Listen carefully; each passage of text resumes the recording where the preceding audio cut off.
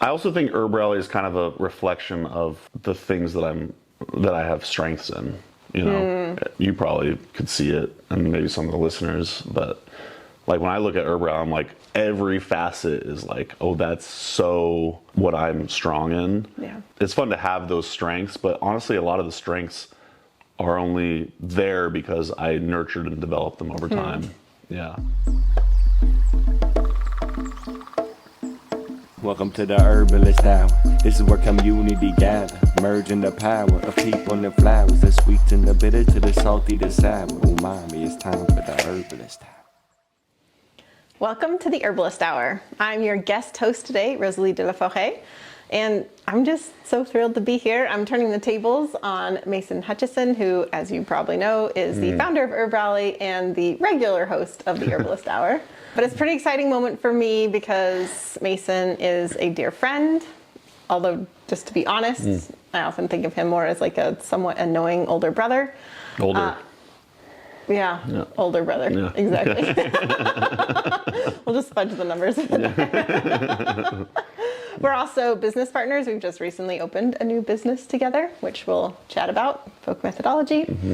And but I would say more than anything, I'm a genuine fan. I love HerbRally and I love the Herbalist Hour podcast. Spotify told me it was my #1 podcast. That is so cool to hear. Yeah. Because you always say you're like a fan of the show. I'm like, yeah, that's bullshit. Yeah, no. But then you showed me. Yeah.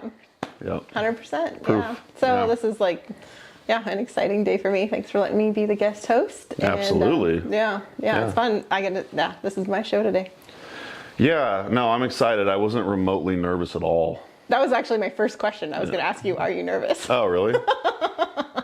I mean, it's funny because like before I interview people on the show, early on, I would get nervous, kind of.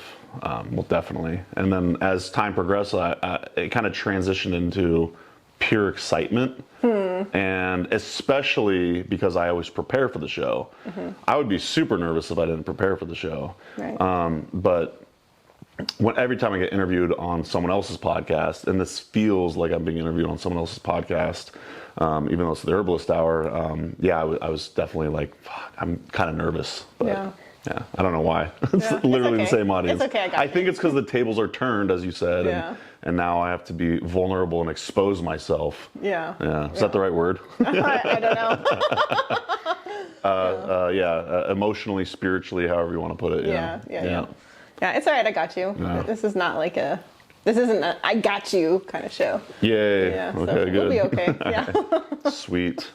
Well, first up, I was just thinking about you. And you love the plants. You love herbs. And what's striking, though, is for you, it's just as much about plant people. And that's really, I feel like, your calling. That's your North Star, is plant people. Yeah. And I'm just curious, like, why is that? Such a good question. You are correct in the fact where it's like, I do like plants, aka herbalism. I remember when I first got the bug, it was infectious, and I learned everything I could. I'd take all these different classes, but really it was we've talked about John Gallagher a lot recently, and starting to listen to his podcast, Herb Mentor Radio, just kind of brought me into this wider world. I think it's the first time I really recognized that there's all these different like subcultures and so many different genres, and for whatever it was, the herbal community just really pulled me in. It's just full of quirky, eccentric, all sorts of different types of personalities, but there's always like the through line of their love for plants and for healing. And for nourishment and for peace and for love, and it's just filled with a bunch of loving, incredible, amazing people. And I grew up, when I was growing up, I was always very intimidated by most people. I would label myself as shy, and when I discovered that I kind of had these like sanguine tendencies or whatever, as that like kind of developed in myself, I was like, man, I just like being around people. And so why not be around people that, reciprocate that feeling with me, but also have similar interests and everything. And again, like I want to like accentuate the fact that herbalists are weird, which I identify as weird. I don't think that's a diss. I think that's like a compliment. You know what I mean? Totally. So, yeah, I think it's like just a love for the culture, the community, the people, and my just sanguine nature in the sense that I want to be surrounded by like-minded individuals. I have probably another thing I'd like to say about that, but I don't know if you have anything input there. Well, just hearing you talk about that and just knowing who you are and knowing what HerbRally is about, it really has filled this interesting niche of bringing the community together and just really helping facilitate people finding herbal events and finding other herbalists. And, and it's really a testament to like how much herbalism has grown. You know, like HerbRally couldn't really exist in like 1982 or whatever. Yeah, it'd be sparse. You weren't born yet, but also right. Exactly. Pre-internet, all that kind of stuff. But yeah, it'd just be really sparse. So it's really just an interesting niche that you filled. I know that so many people really are like need this, you know, in terms of like how do I find, you know, they get caught by the herbal bug, it's infectious. Yeah. What's next? Well, HerbRally. Yeah. Herbalism in your neck of the woods. Yeah, you know the tagline. That's cool. Since day one. Yeah, absolutely. Yeah, I mean that's how it all started, was listing the herbalism events, and that's been super fun. And yeah, I suspect we'll get into other aspects of HerbRally later on. But I guess the other thing I'd say about why I'm so into the herbal community is I didn't grow up with much family. You know, like I don't know any of my biological like aunts or uncles. Oh, I know a couple uncles, but I rarely see them or talk to them. We're talking like 2 times in my life, that kind of thing. I've never met any of my biological grandparents from either side. So I love that the herbal community, yes, has all these different characters, but then there's like kind of this like honoring of elders. And I feel so blessed and lucky to get to know so many herbal elders, as it were, and get to like have these relationships and kind of have these, I don't know if they would consider themselves that way, but like surrogate grandparents in a way, if that makes sense. So yeah, I love the fact that the herbal community has these different generations, from the young budding herbalists to the, you know, we've been doing this for a decade or so, to the people who've been, you know, pioneers and really influencing the way the herbal community is, and people to look up to. And yeah, like the elder herbalists are always just so lovely and loving to me. And I definitely love that part of it as well. And I didn't really think about that until recently, you know. But yeah, so that's just another aspect of it. That's beautiful. Yeah. Well, so as I've been prepping for this episode, part of me has like been thinking about it, which is my own realm of like, this is like a comeback episode. Although in my head I think like, don't call it a comeback. But it's not really in that, like you've been here for the past year, you've been doing cool things, you've still been, you know, keeping us updated on herbal events and stuff like that. However, like you have gone through some major transitions in the past year. You've gone through divorce, you've packed up all your things, you've sold a house, you've moved across the country to a very, you know, new town you've never lived in before, even if it's your home state. And essentially you've like rebuilt your life from the ground up. Yeah. And that basically started more or less a year ago. And so thinking about that, because you're a year into it, I'm wondering, do you have any advice for people going through big transitions in their own lives?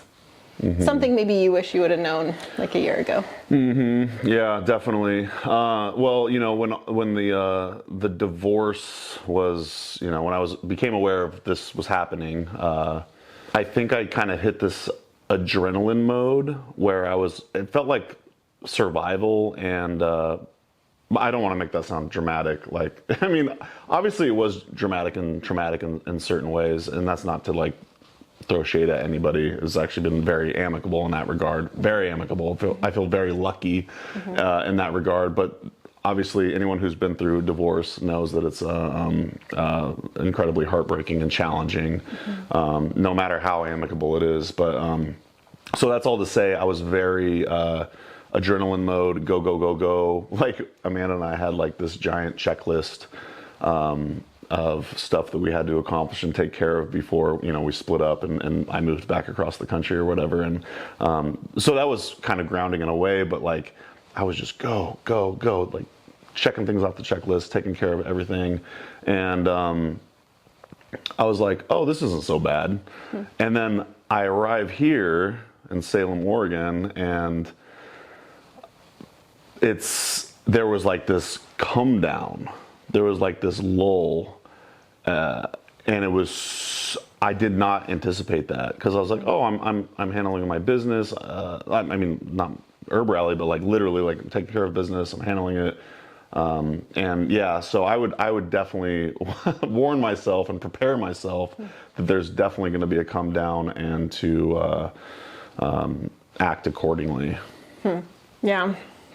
I remember those first months. I kept telling you, like, well, how are you doing all this? Yes. Like, I was pretty, like... You were like, you're resilient. And I'm Yeah. like, now I don't know if I think I was running on fumes. Yeah. No, I would say you were resilient. Absolutely. Yeah. Okay. Yeah. Yeah. I mean, like you said, that list was long, and like selling your house and moving and all that stuff. That's no small thing. Yeah. Yeah. But it is kind of like, yeah, what I'm hearing from you is like, it's not a linear process.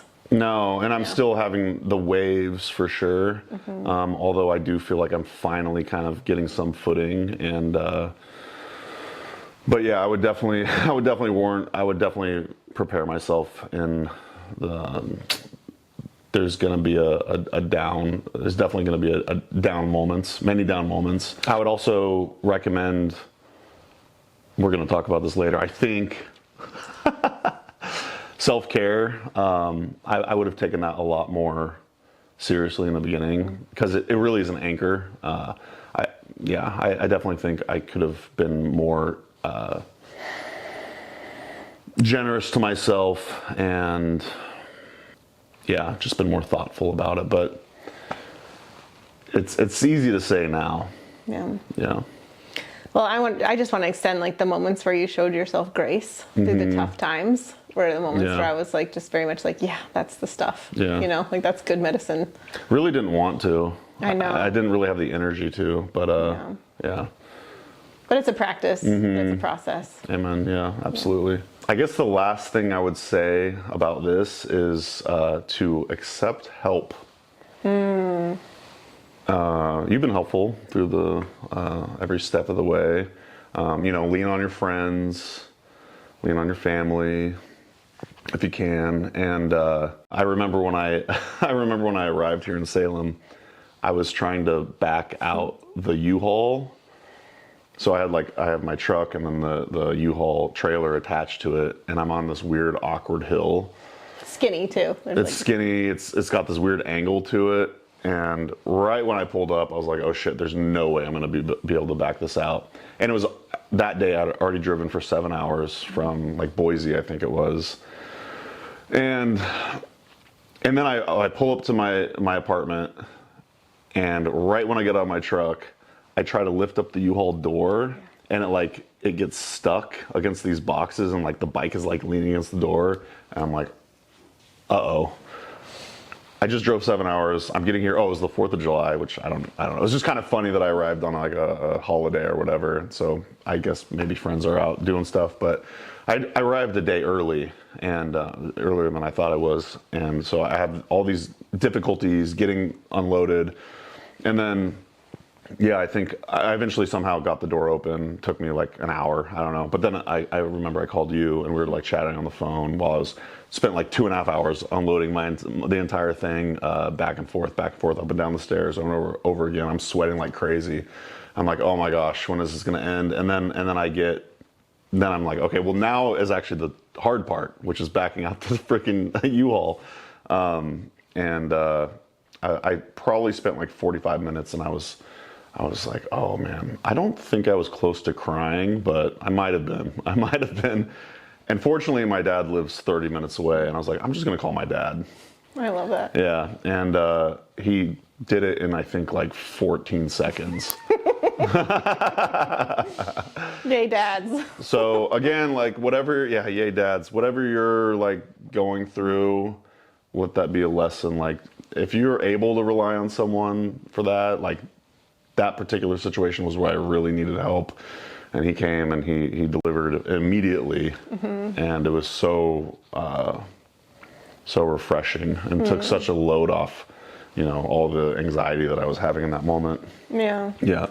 Man, what a day. I definitely remember that day. I mean, you've been driving for what, 5 days straight or something like that. Yeah, I think that was my fourth or fifth day. You moved into this place, which is lovely. Yeah. It was sight unseen though. It was. So it was just, and what a day. Yeah.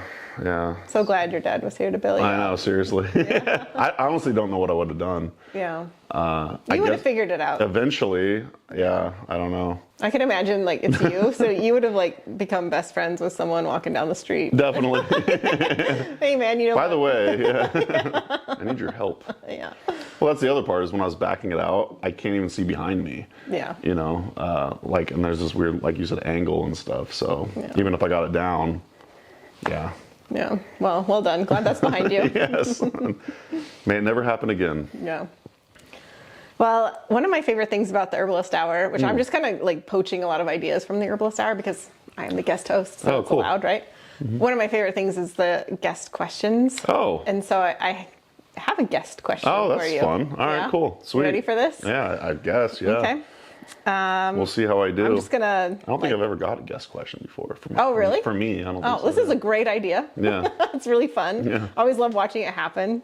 Set this up for you. Whoa. Oh, I got goosebumps. Asia. We're going to start that over. Hi, Mason. It's your girl, Asia from Colorado. I know that you are going through some major transformations and individuations in this journey of a hero that you're living out. And at each stage, there is a wise woman. There is an ally that comes to meet you. And my question for you is, what kind of bougie uncle word of advice might you have around cultivating relationships in times of change and transition? Yeah, that's a really great question, Asia. Thank you, by the way. That's Asia Dorsey. And I like that bougie uncle advice. Asia and one of her best buds, Karina, have an awesome show called Petty Herbalist Podcast. Yeah. And they've actually been on the Herbalist Hour twice. And basically during those episodes, when I interviewed them, I stole basically kind of their format. Just like, it was just fun, And Those are super fun episodes. Yeah, and so I want to say they end their shows with bougie auntie advice. And so when I asked them their bougie auntie advice for those couple episodes on the Herbalist Hour, they turned the tables. Like, so what's your bougie uncle advice? So, I had to participate, and that was always fun. So this is great. Yeah, I mean, we kind of covered it a little bit with the dad situation. I want to say, leaning into your current relationships already even heavier, like you and I have had countless talks for hours and hours and hours about, the stuff I was going through, and that was incredibly valuable for me. So, and in a strange way, it does kind of get you to deepen your relationships with your current friends. And it's kind of weird that might be a byproduct of tragedy is, not just tragedy, but like major life transitions, that you do have the opportunity to get to deepen your relationships with your current tight-knit circle. And yeah, it was definitely nice that so many people reached out to me and, were making sure I was okay and, moving along and that I was cared for and everything. And so I don't know if you have anything to add to that. Well, it's interesting just to hear you say it's kind of sad or whatever you said, just yeah, I don't know, it's a gift amongst the challenge. Yeah. And it is a gift because I don't know, I could be like, our relationship, for example, would be like, hey, what's the weather like today? That is not what we talked about prior to this. No. But it is I get your drift though. It is a gift to have be in deep relationship with people. Totally. And it is a gift to be let in too when somebody is going through a tough time. To be able to support somebody. I think we all want that. When our friends have tough times, we don't want to be on the outside. Oh yeah, you and I were talking earlier, something similar to this actually, and it kind of reminds me. I had a buddy who was also going through divorce, maybe a couple years ago, and I thought that I was pretty well there for him and everything. And we would talk, and then afterwards I was going through it, and I do think that now I have a full new understanding of what that's like, so I'm able to give potentially a deeper sense of empathy and support. Is that kind of what you were getting at? Yeah. Deepen relationships with the people you already, are in a close relationship to. And then I also think, again, now that I'm in a new spot, a new city, I just did this in Appleton, Wisconsin.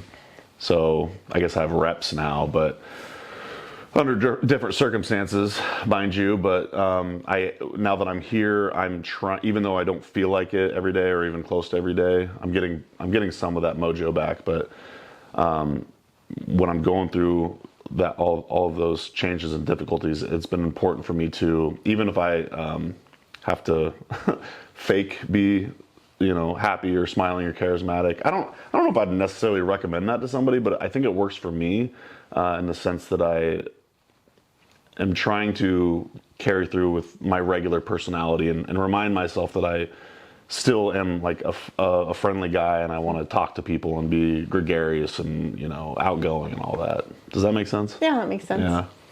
So It makes me think about when I visited you when you were just recently moved here. We'd be in shops and you'd strike up conversations with the shop owners or whatever. And we were in the knitting store, for example, yarn store. And and you were just chatting with the owner there and just and you asked so what is it you like about Salem? okay. You were just very gregarious and just and you told them I just moved here. Yeah. And and you had a real connection in that moment, just kind of connecting on moving to Salem. That's cool. Yeah. It comes in waves. Yeah. But in that moment, I don't remember. I was probably in a pretty low place at that time. I don't remember, but either way, yeah. It was a while ago. Yeah. It's been a minute, but yeah. Thanks, Asia. That's an awesome question. Yeah. And I didn't cry at all. Yeah.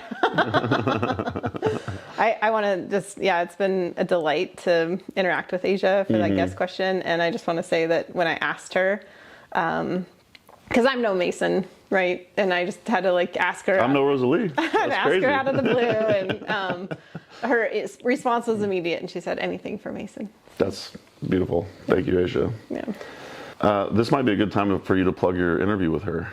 This is so Mason, actually, that you're just the first thing you have to say is oh, and Asia was on the program, and let's talk about her podcast. Now let's talk about your podcast. That's so Mason. It is, but I want you to do it.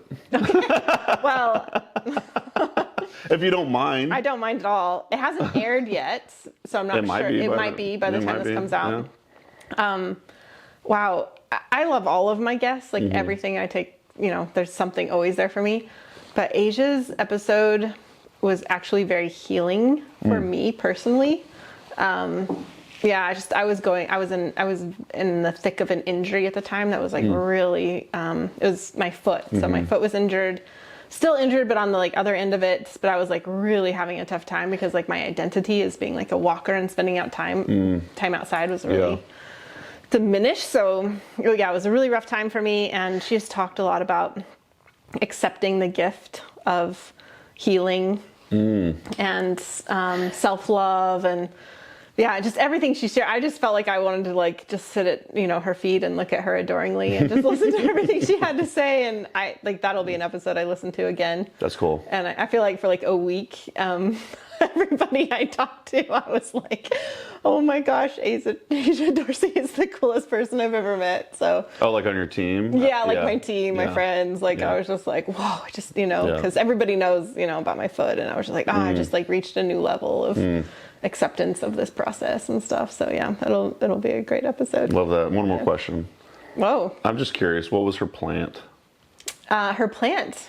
Yeah. Maybe you told me already, huh? Allspice. Oh, that's right. Yeah, so it was a new one for the cool. show, and her recipe was super cool too. It was hot sauce. Hot sauce. Whoa. Fermented hot sauce. Oh, wow. Oh, yeah. cool. Yeah. Awesome. So to listen, you can go to Herbs with Rosalee YouTube, podcasts, etc. There you can get the recipe card and yeah, whatever else I missed, I don't know. That's so Mason. Like, let's just plug that right now. Yeah. All right. Well, should we move on? Sure. All right. So there's this idea in entrepreneurship that your business doesn't grow as a separate entity, in that you, as the entrepreneur, grows alongside your business. And so my question for you is, how has HerbRally shaped your life? How have you grown alongside HerbRally? Such a good question. Well done. Thank you. Yeah. It's not like my concept, but Yeah. this is actually a concept I really love. Yeah. So it's something I think about a lot. All right. Well, why don't you go first? What do you think? Nice try. Yeah. Well, I was actually in my email inbox today, and Asia Suler has a course. She's like, I think it's the last day to register, so it won't be available maybe next year, called something like Business as Spiritual Growth. That's like kind of the idea from my understanding, but I just love that idea. And I don't know if I would have thought about that when I first started HerbRally all those years ago, but it's definitely like changed over the course of time. I'm like, oh my gosh, yeah, it's constantly making me grow as a person. I mean, even when I started HerbRally, I've always viewed myself as kind of a behind the scenes type of guy. So the fact that I started HerbRally 10 years ago, 10 years and a few months now.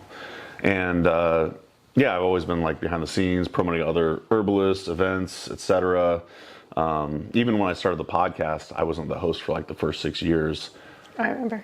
Yeah, the fact that after 6 years of not hosting, but publishing, producing the HerbRally podcast, finally worked up, is gumption the right word? No, it's a good The word. gumption to be a host. And you just have to look at that as evolution in a person. Like you can't go from being super timid and scared to put yourself out there to all of a sudden being like, no, I want to do this.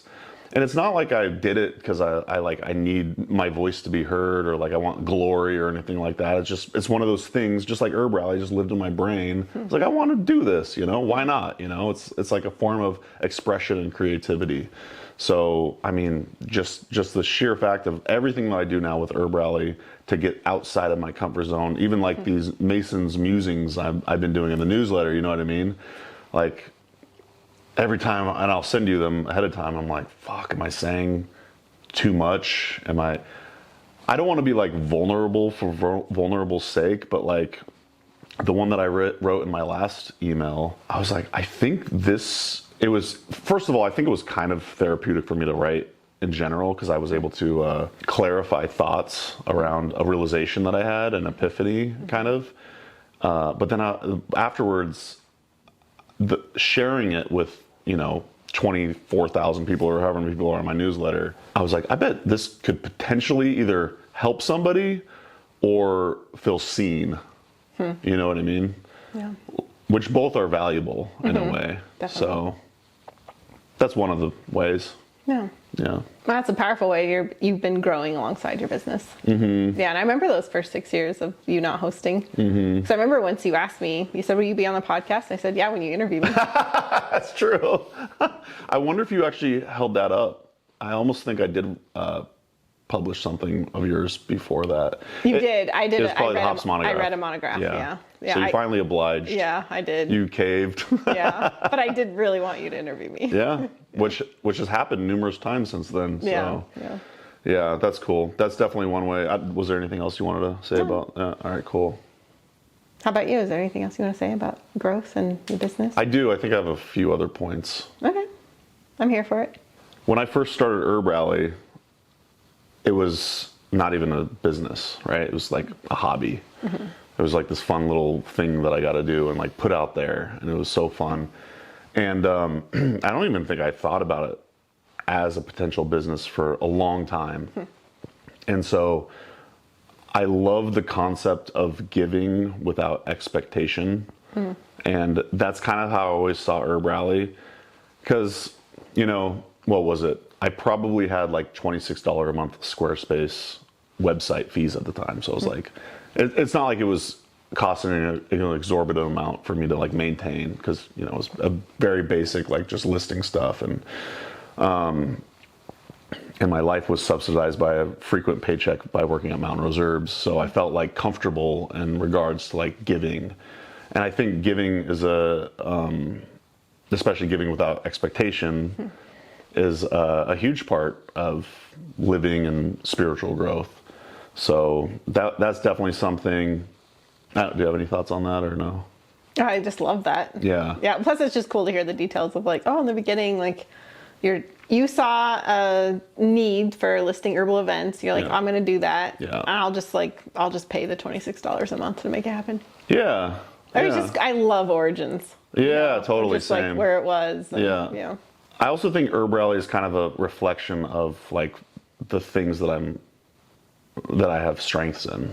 It's, I don't know, like you probably could see it, and maybe some of the listeners, but like when I look at HerbRally, I'm like, every facet is like, oh, that's so what I'm strong in. Yeah. And it's fun to have those strengths, but honestly, a lot of the strengths are only there because I nurtured and developed them over time. Yeah. So it's kind of like a chicken and egg situation, maybe. That's a really cool realization. Yeah. Yeah, totally. Yeah. That's a good question. Yeah. Yeah. Actually, can you repeat the question, Rosalee? Sure. Make sure I'm right on track here. It's that good of a question. Yeah, We're yeah. going to go over it again. It's good. All right. Well, this is truly a favorite concept of mine. Mm-hmm. So there's this idea in entrepreneurship that your business is a reflection of you, Mm-hmm. and your business nor you can grow separately. Oh, yeah. Okay. You grow with each other. Perfect. And so the question is, how has HerbRally shaped your life? How have you grown together? Yeah, I think I have. All right, so my fingers on the pulse. I have been answering appropriately according to the question. I think Sounds so, like yeah. all right, cool. Yeah, okay. Because I had another point, and I was like, I think this fits in line with that. And as you get older, you want to develop more and more confidence in yourself. Like confidence is like a fun attribute to have, right? Like it feels better to have more confidence. Sure. Especially like for someone like me, I was I've always just felt like I was kind of like scraping by, like I didn't really have much confidence in my ability in a lot of things. And so with HerbRally, I constantly get to, I set the projects and the tasks and the things that I want to create through HerbRally. So I'm constantly creating these projects that I want to see exist in the world. And then I get to do all the things, all the little minutiae, all the little tiny little details to make that thing happen. And so, excuse me, over the course of time, as I continuously complete these projects, I get to, in turn, develop my confidence every step of the way. Like it's been so instrumental in helping myself like appear bigger in the world, So that's been a really cool byproduct of having HerbRally, having a business, that kind of thing. That's cool. And that's like, don't even want to like imagine this, but like, what if you had never like stepped behind the mic? Like I think in order for your business to grow, you have to grow. Yeah. And vice versa, so.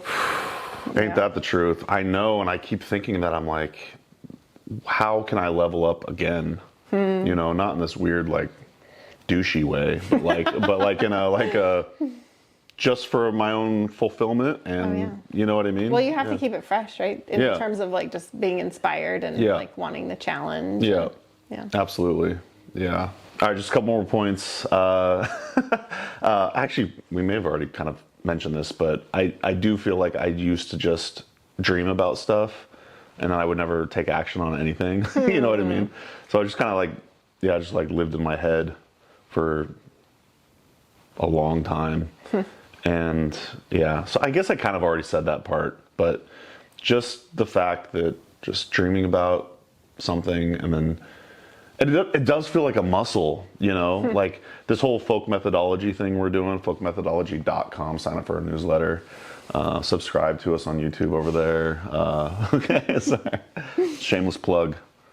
Although they will want to, because it's going to be awesome. We're going to get into it later. Yeah. Okay, cool. Oh, my finger's on the pulse. Okay.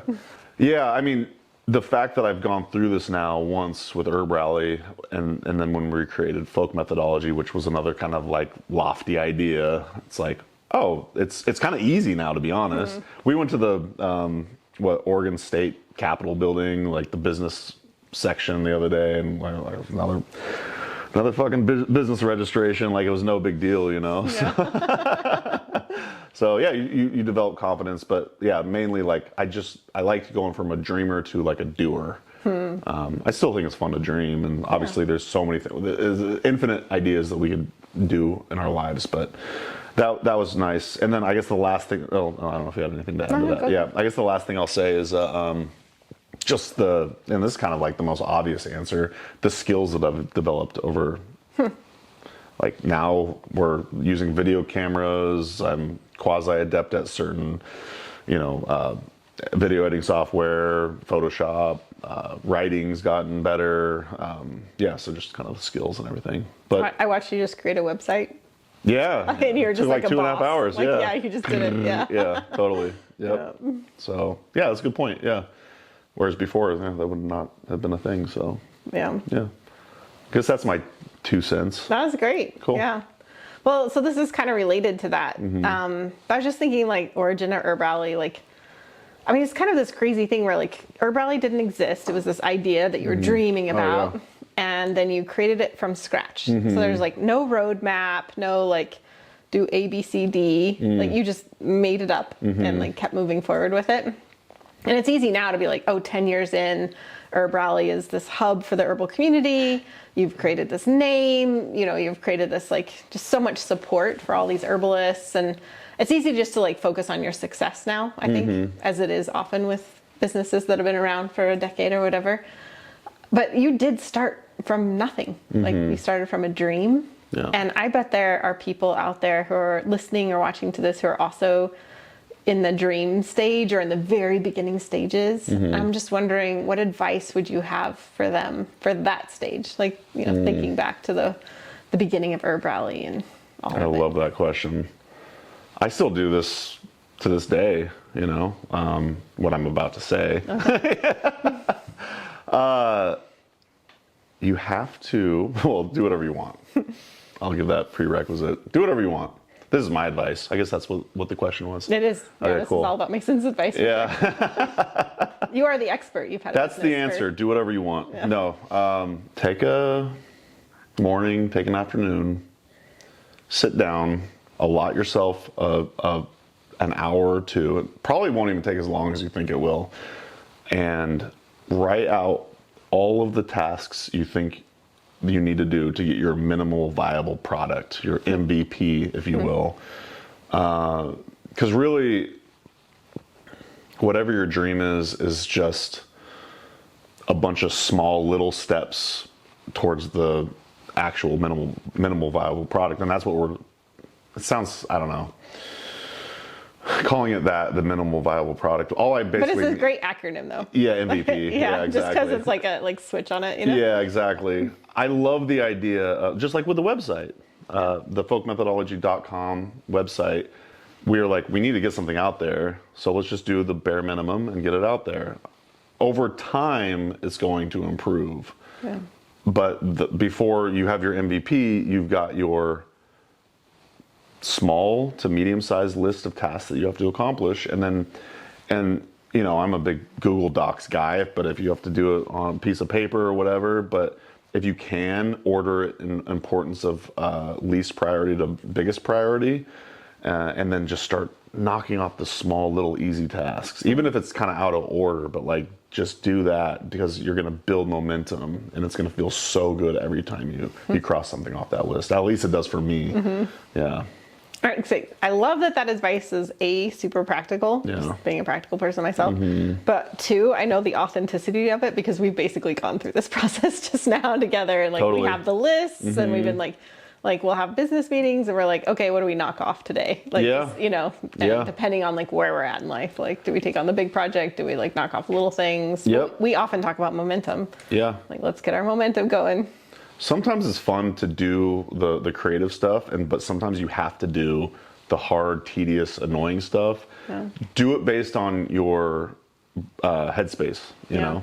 Like at the end of the day, if we're like, oh, let's talk about thumbnail design. Like I could talk about thumbnail design pretty much any time. Like that's super fun or whatever, you know, or strategy is always fun.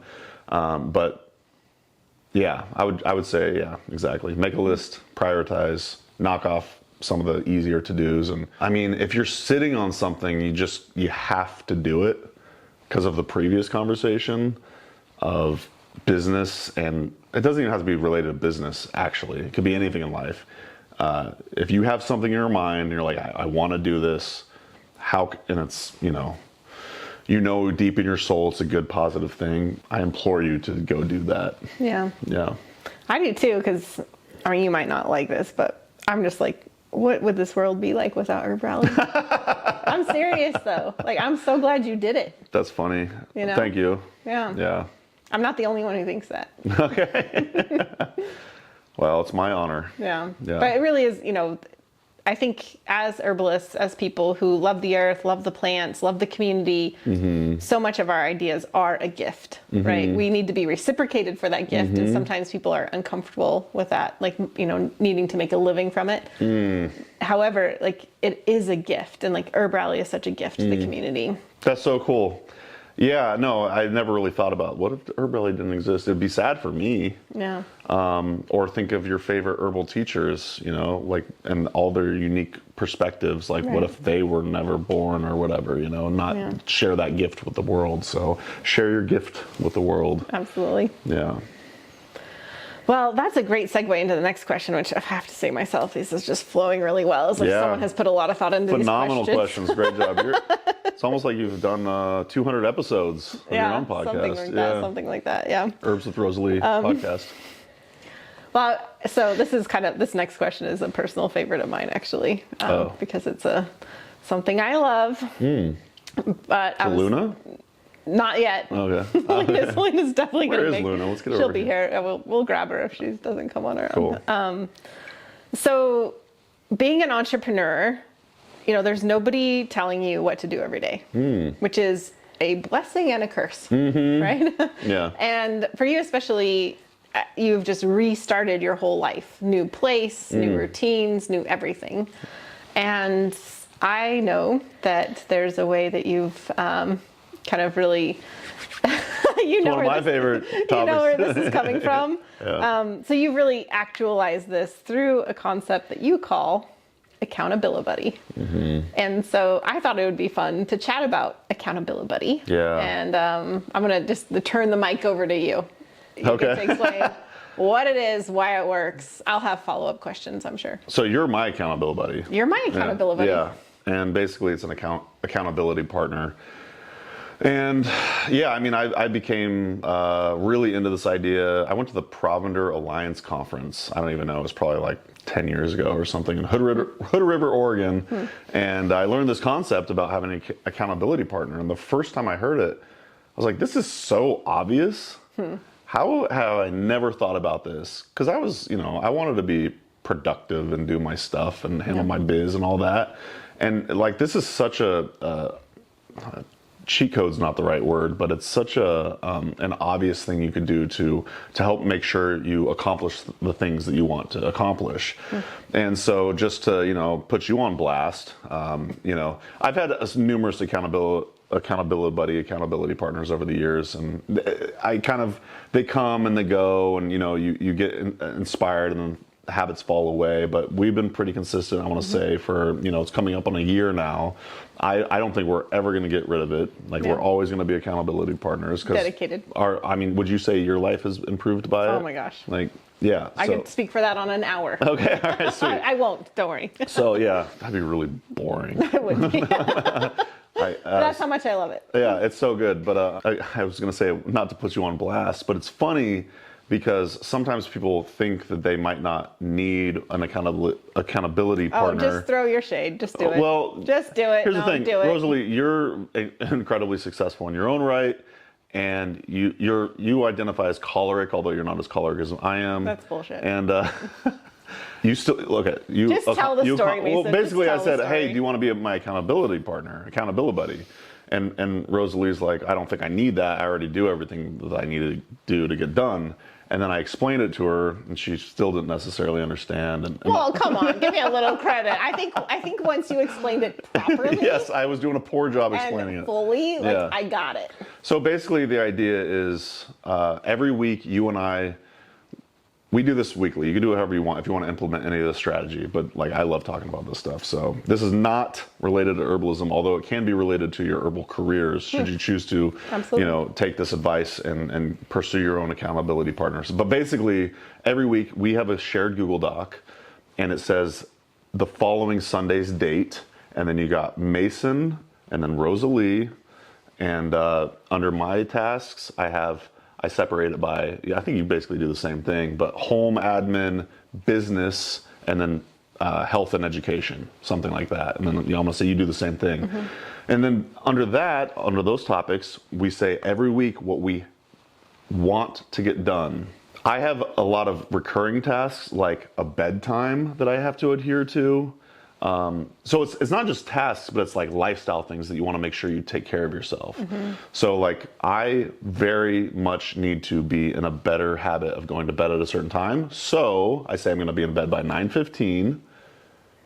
And if I don't, there's consequences. And that's where the accountability buddy partner really comes into play. When you and I first started Accountability Buddy, our punishment for each other. Our consequence. Oh yeah, that's a better term for it. Yeah. Our consequence was Rosalee would get to talk shit to me for an entire week. I'm happy to say she's never talked shit to me. But that's the power of Accountability Buddy. You were so afraid. Oh, I didn't want to get that shit talked to me. I know, I'm really good at it. I want to say I've never had a shit talk to you either. No. Yeah. No, I would hate that. Oh my God. The wrath, could you imagine? Oh man. We did You're decide though. already to me, so. We did decide eventually though that we wanted to make a little more up the ante, and so without getting too much into detail, there is a monetary consequence. Well, I want to hear your perspective too, because from the time that I was trying to sell you on it and the way that I poorly worded the effectiveness of the Accountability Buddy system, because your perspective I think is going to be invaluable to try to convince the audience that this is a good idea, because you didn't think necessarily that it was applicable to you. Well, that was just a small tweak in that, like, I'm a doer. I'm a very choleric, more choleric than you. Not really. And so I have a lot of things I get done during the week. Yeah. And so those things actually don't go on the list. If I get it done on my own, doesn't go on the list. The tweak that I just didn't understand at first, probably due to my own insufficiencies, is I put the stuff that goes on the list is the stuff I'm not going to get done. Yeah. It's the stuff that like keeps getting pushed off. Give us an example. Well, so right now, one of my favorite things on my Accountability Buddy list is I choose a section of my house to clean for 20 minutes. Yeah. Tidy, clean, whatever. Yeah. So like if I'm a busy gal, I've got a lot going on, I don't really care about dusting or decluttering. Right.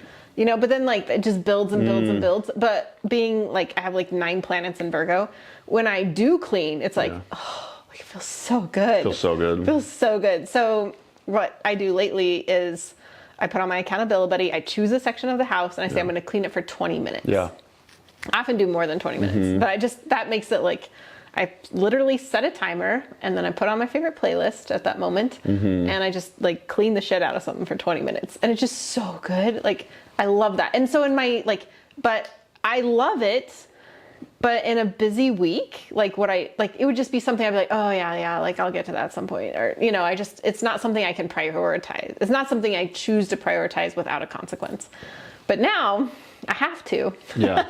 Because I put it on the list. Yeah. So that's the thing, and there have been things I've put on the list that have then become a habit and they go off the list. Yeah. So I remember when we first started, I was like, I feel like having nourishing infusions again.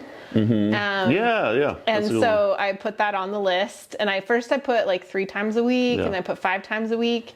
Now it's like, you couldn't pay me enough to not have it. Right. Like I'm just in that routine right now.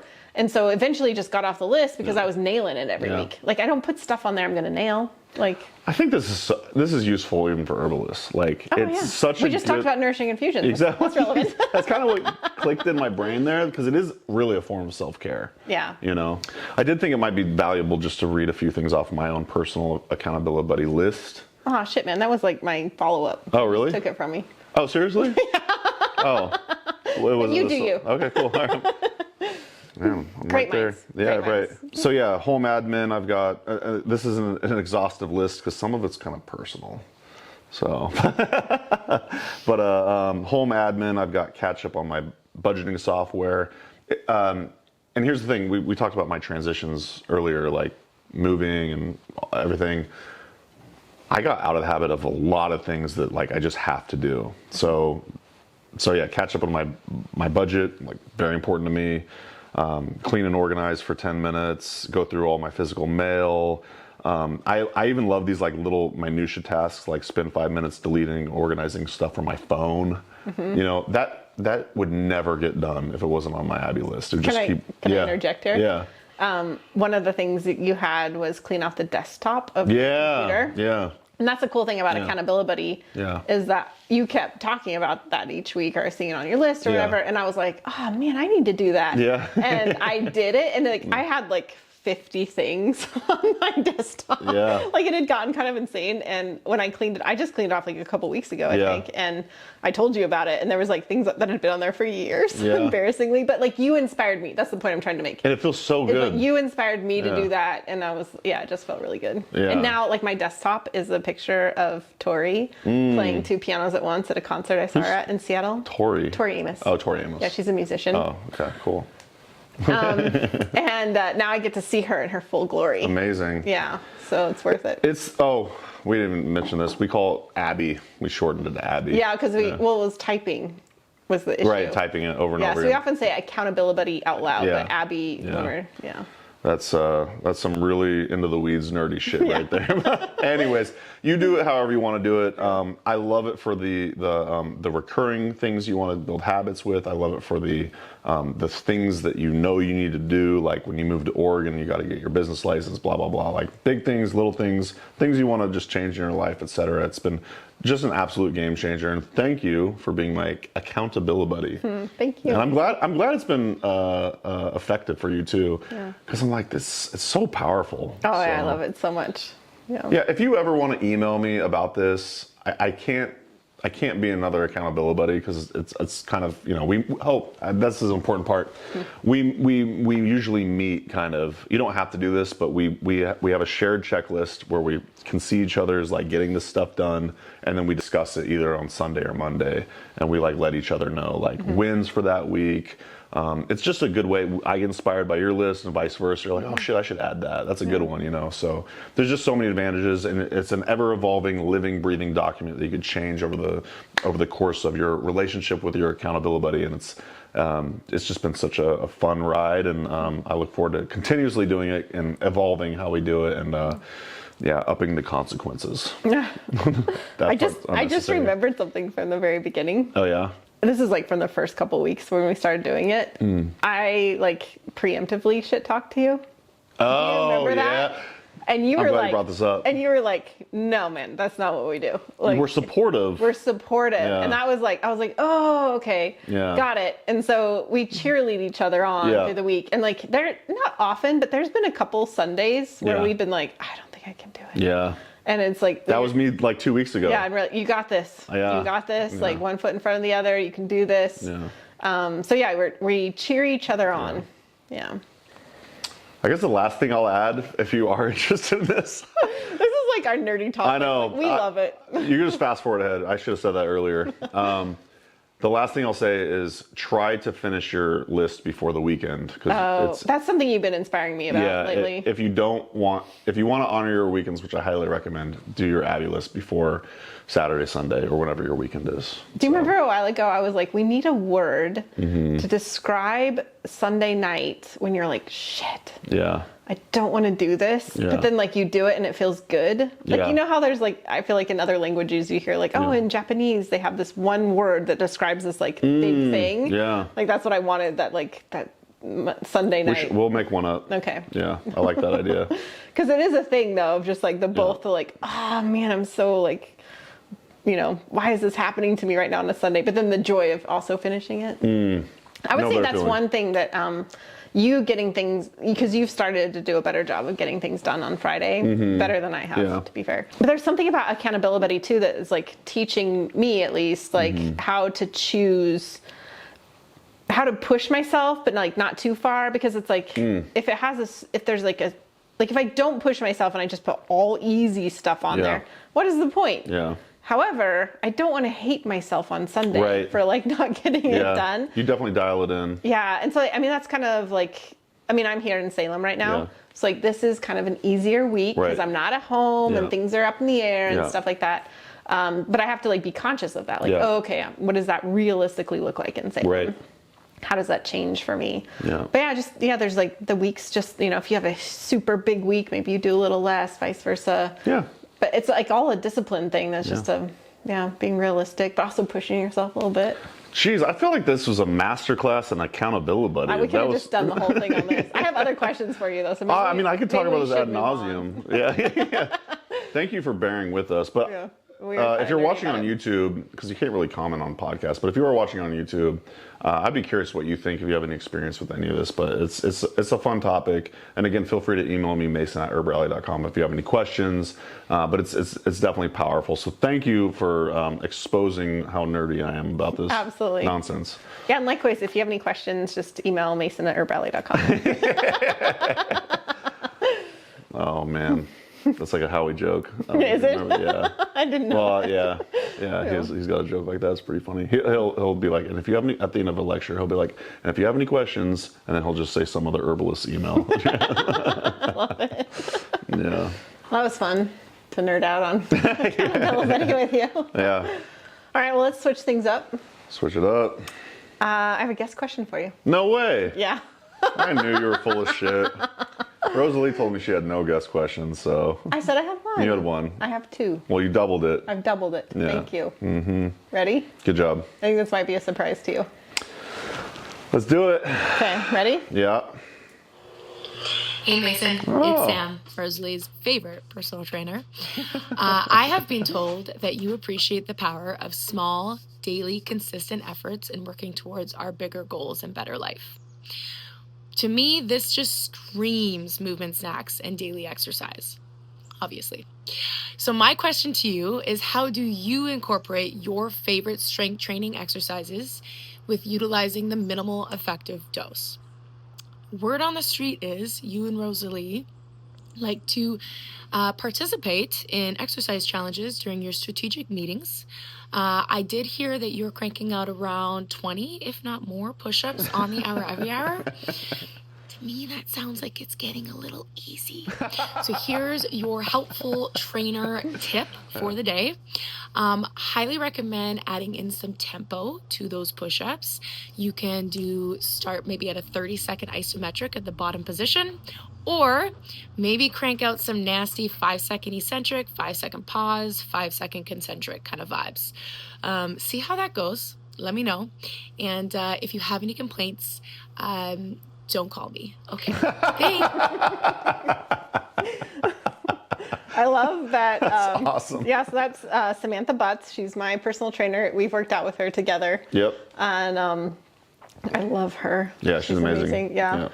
I love that. I was like, hey, will you ask a guest question for Mason? Set up this, we're going to talk about strength training now. Yeah. Set this up. And she can't help but give some advice too. She's like ever the trainer, which I love. Oh, that was amazing. I love that Sam is bringing up the creativity aspect of it. Like, yes, it doesn't have to just be like a standard push-up. She's talking about like, holding it, or you probably understood that language better than I did. Like as far as like tempo, she was talking about like you change it up. I mean, I think that's amazing. So I used to work in the dietitian's office at the hospital. I was in there for a few years, and in the office, I bought myself a doorway pull-up bar. Sweet. And I would every time I would walk by it or whatever, I would just do a pull-up, 2 pull-ups, whatever. Like, I love the idea. What you call it, like micro or bite size or Snacks. snacks? Oh yeah, Exercise snacks. I would do so many pull-up snacks throughout the day. I think one day I did like 150 pull-ups throughout the day because I was there for 8 to 10 hours or whatever. Whoa. You know what I mean? Yeah. So like over time, these things like add up. Yeah. Like that, I have a 77-pound gorilla rock over I was there. hoping, like, let's throw up a photo of that. Or Yeah, something. we'll Like, throw up a people little should see B-roll. this. Yeah. And it's on my, well, maybe we'll get to it at some point. But basically, every morning I do shoulder presses with the gorilla rock.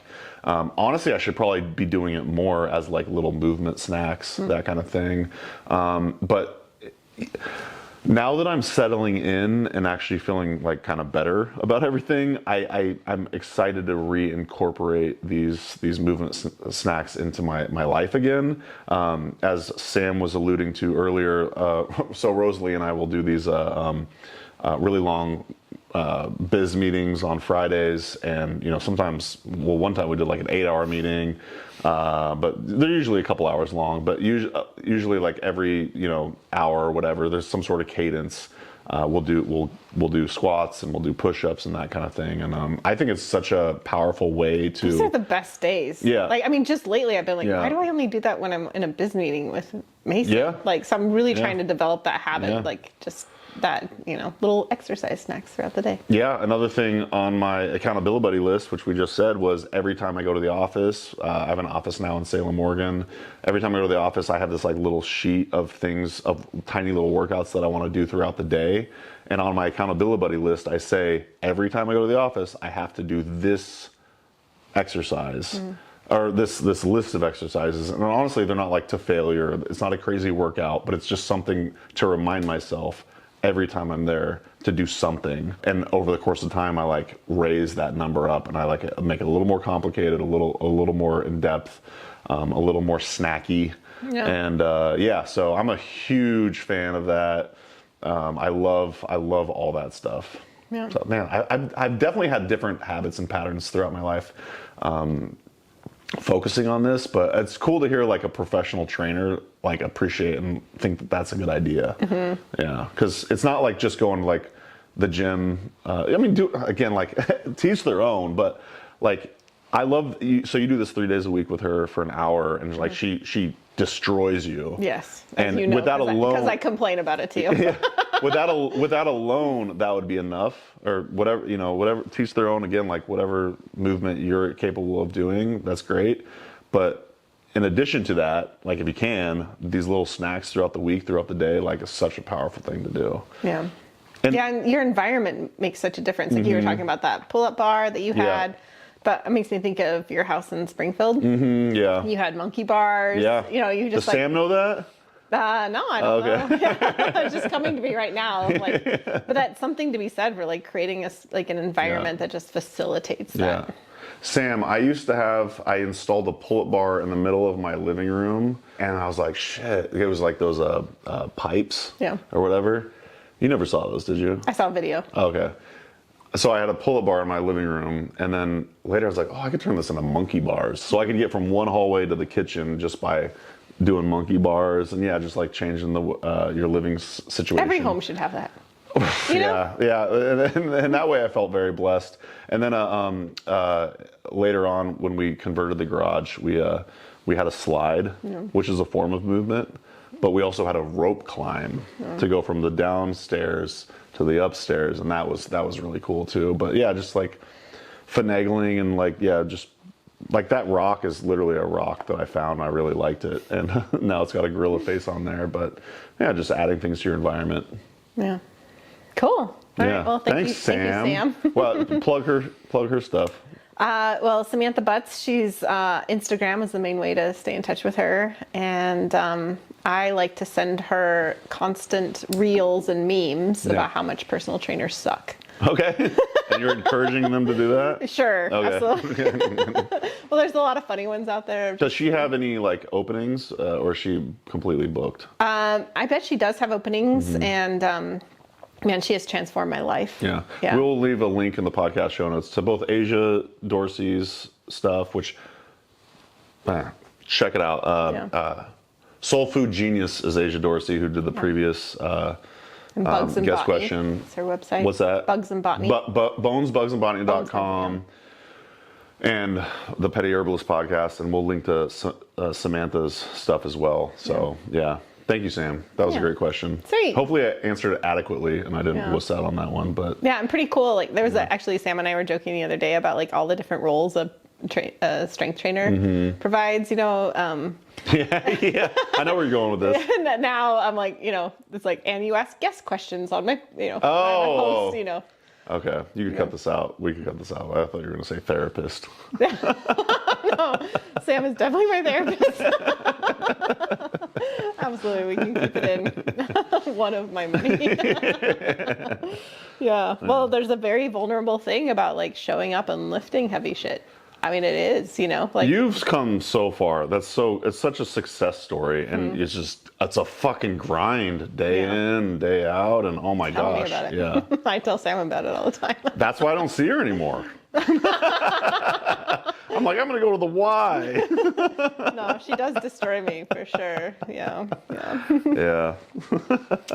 Well, I'm just going to build on Sam's question a little bit.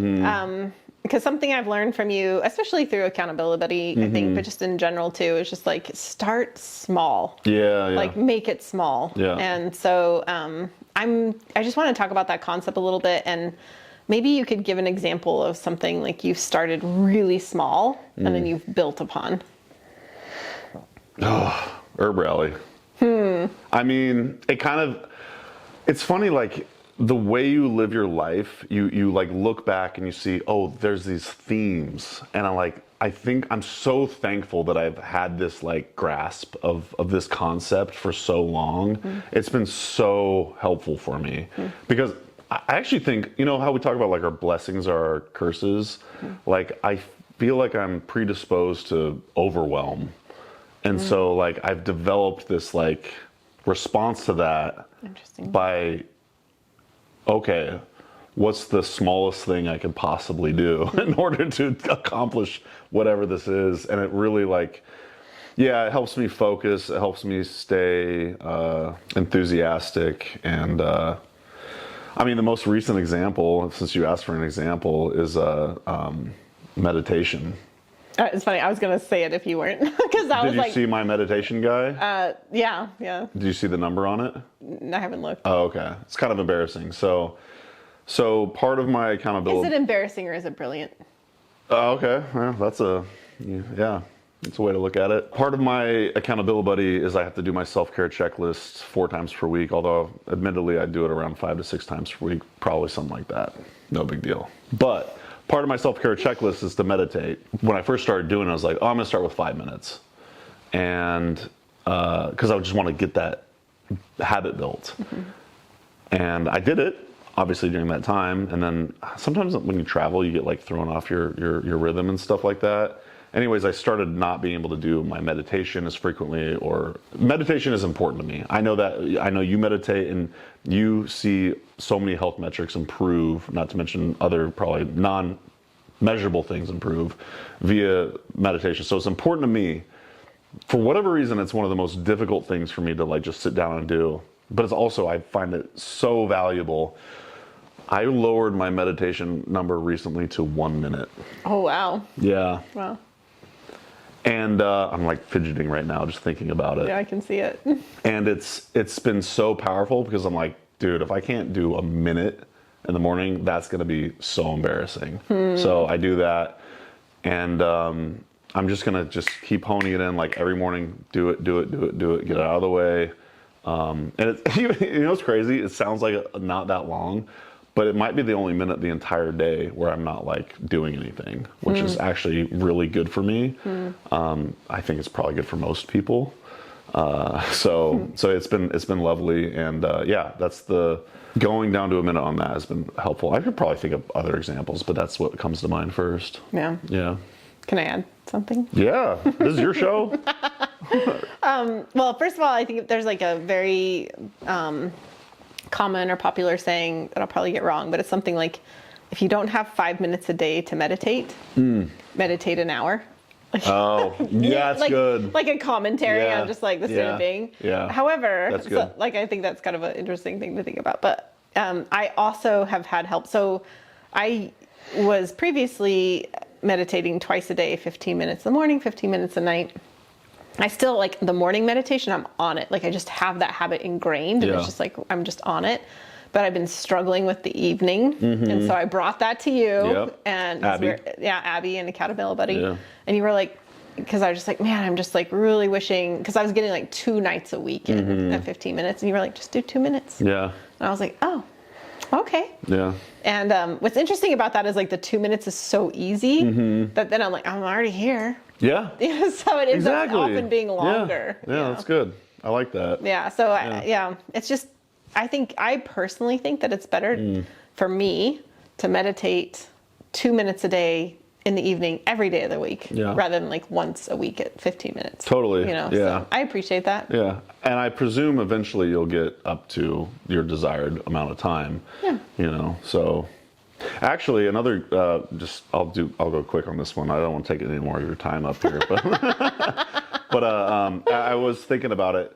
I was in the sauna the other day at the Y, and I'm working my way up for that too. I'm at 7 minutes right now, and I know there's like a lot of metrics that you're supposed to hit in order to like hit these like perceived benefits or real benefits or whatever of the sauna. I don't know the science behind it or not, but yeah, I mean, when I was living in Wisconsin, I was in the sauna for 20 minutes every time I went, and it was actually a hotter sauna than the one that they have now. And I'm like, I'm just gonna go slow. I'm gonna start at 7 minutes, and I'm gonna build. Well, I actually start at 5 minutes, and now I'm up to 7, and I'm like, yeah, I'm just gonna do that, and it's gonna be fine because I'd rather just do it and work my way up. Yeah. Sauna's a crazy thing, though. I do feel like if you stop for a while, you almost lose the ability, or because it can be painful in there, So it's kind of a different thing, but I do think a lot of it's mental.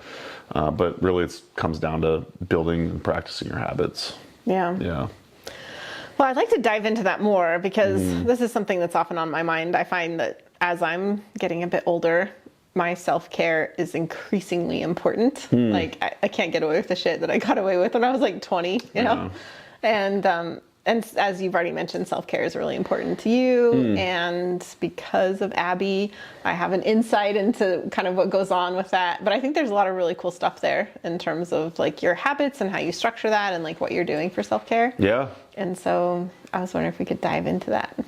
Self-care? Self-care. Another one of my favorite topics. Yeah, absolutely. I'm learning about myself that there's like, it's weird because I want to like provide value to the audience, and I'm thinking like, I'm so list driven, and I'm like, how does this translate to people listening and watching? Like, is this even remotely helpful? Yeah, I don't know, but my self-care, which I'm very like hot on, I remember, I think I even told you, I said, I want to make this like self-care video on YouTube where I like a really well-produced video on how I do my routine.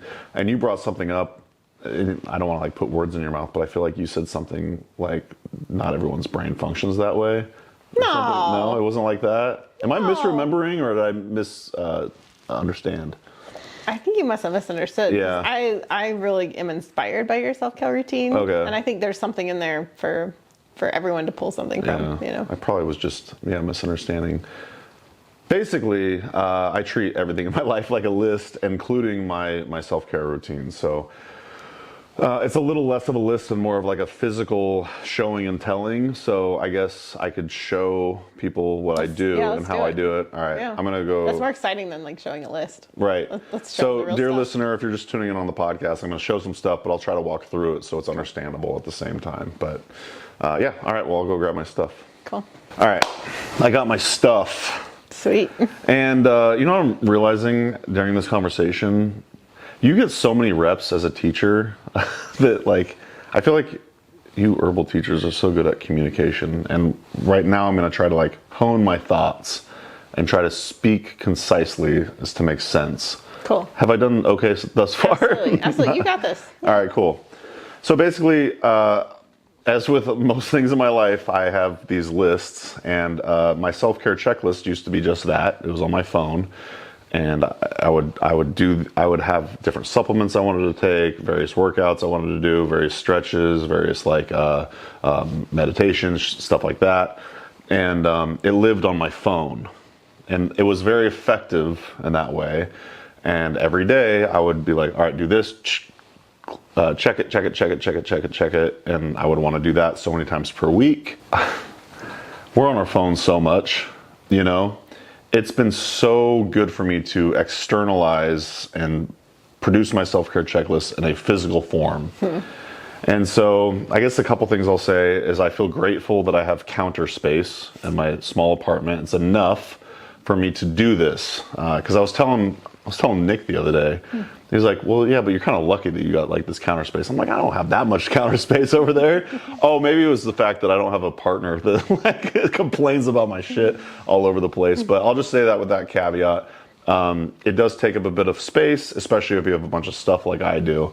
That's the other caveat I'll give, and maybe I'm giving too many caveats, but man, as an herbal podcaster, people send you stuff all the time. So like, I feel like I have a very blessed self-care checklist, but just do with what I'm saying for what you will and what you're capable of and what you have access to. But just to give you an idea, basically my self-care checklist lives in physical form on the counter, which I have its own cabinet dedicated to everything that I pull everything out of in the morning. Okay. So in the morning, I will put everything, and I divide it between morning and evening. Because I learned, as you know, man, I was taking, what was it, passion flower? Right when I got up, and that wasn't conducive to a productive work day. So I have my morning rituals and my evening rituals, and I pull everything out and I just divide it up a little bit on my counter. And now I do this every morning right when I wake up. It's actually become this like very grounding thing. It makes sure that I am doing everything. I'll go. Would it be interesting if I go through some of this, or do you have any questions to clarify? Let's go through some. Yeah. So it consists of both herbs, supplements, movement. There's even a little reading in here. The symbology pieces are kind of my favorite. Yeah, totally. Yeah. Well, this is funny. I have a raw egg yolk every morning, so that's the other thing. Perishable goods, you have to have symbols because the stuff lives in the fridge. So, anyways, and you like that one? That's the one I don't like. Would you admit that it's a healthy thing, though? Yeah. Okay. Totally. Cool. I can't do it. This mason jar represents an infusion, which preferably I made the night before. It's always the same mason jar, hence all the disgusting fingerprints on here. But it's, so every night I make a nourishing herbal infusion. I don't even use this other than the symbol of the nourishing herbal infusion. And when I strain that, that's when I put it back in the cabinet. Just random supplements. We got lion's mane, milk thistle, which you so generously gave to me recently. Thank you. I don't necessarily need to go through everything, I don't suppose, but what would be... You should just give me credit for all the ones I suggested. Oh, thank you. Creatine, which I've been taking long before I even met Rosalee. But I re-inspired. Protein powder. So that's like I mentioned earlier, I just get gifted with stuff sometimes because, I had a Doug from Kauai Pharmacy in Hawaii. He gave me this noni honey, so I've been putting that in my tea every morning. Can I tell you a funny story about that? Yeah. Well, this morning you were gracious enough to make me some tea. Yeah. And you said, do you want honey in your tea? And I said, no, thank you. Yeah. And then you put honey in the tea. No, you said yes. No, I said no, thank you, because I don't like sweet tea. Oh, I heard you say yes, thank you. And it was the best tea. Oh, cool. It was so good. Shout out Kauai Pharmacy. Yeah, then. It was really, really good. I was so blessed that you. So it was opposite day then, because you said. All right. But now I'm like, how will I go without having that tea? The honey in my tea. It was so good. It wasn't just honey. I don't know. There was something. It was a richness to it. It was really good. Yeah. Do you work with noni at all? It was my dad's favorite fruit. Oh, you told me that. That's right. That's so cool. So it grows in Mexico. Mm-hmm. Yeah. Cool. Vitamin D. Well, I don't have to go through everything, but basically, like you were saying, you like the symbology ones. Yeah, let's do the symbology. So I got like this rock here, and this rock means I have to lift that gorilla rock that I was talking about earlier 7 times. So again, like every time I do the activity or take the thing, the stuff goes back in the cabinet. Mm-hmm. Okay. So the goal is to do everything by the end of the day.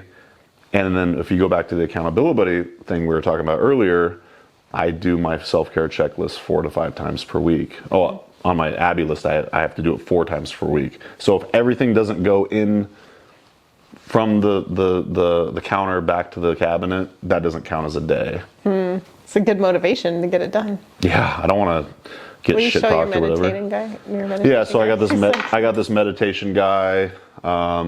He represents meditation. He's just some random figurine that I inherited from a friend.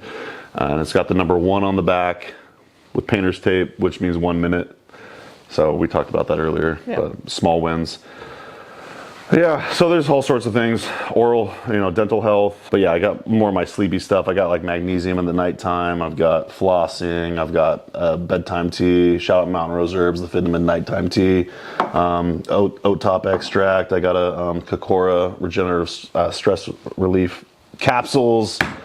That's the idea. Yeah. I feel like I just am going really into the weeds on this. Oh, it's great. I really love the physical manifestation of it because I think there's something to be said. They say if you handwrite your journal and handwrite your stuff, it just cements things better. So I think you have something going here.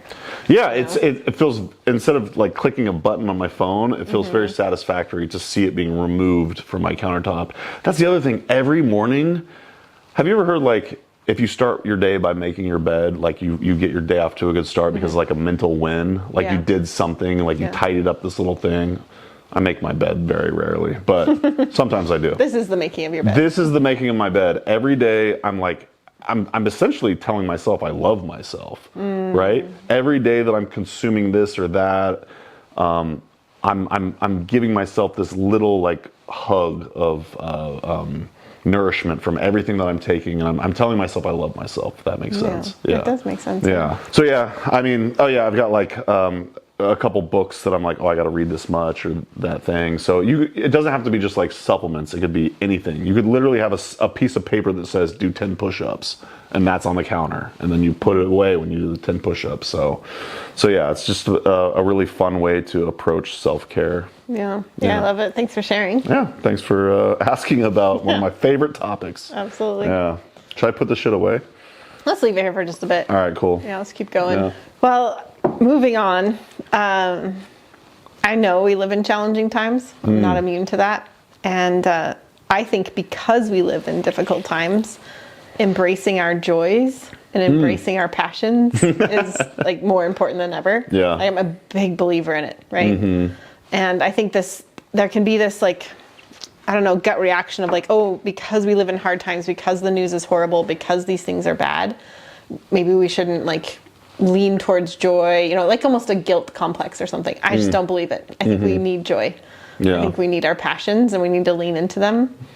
And for you, I know a big passion is the NBA and basketball and the Blazers. Yeah.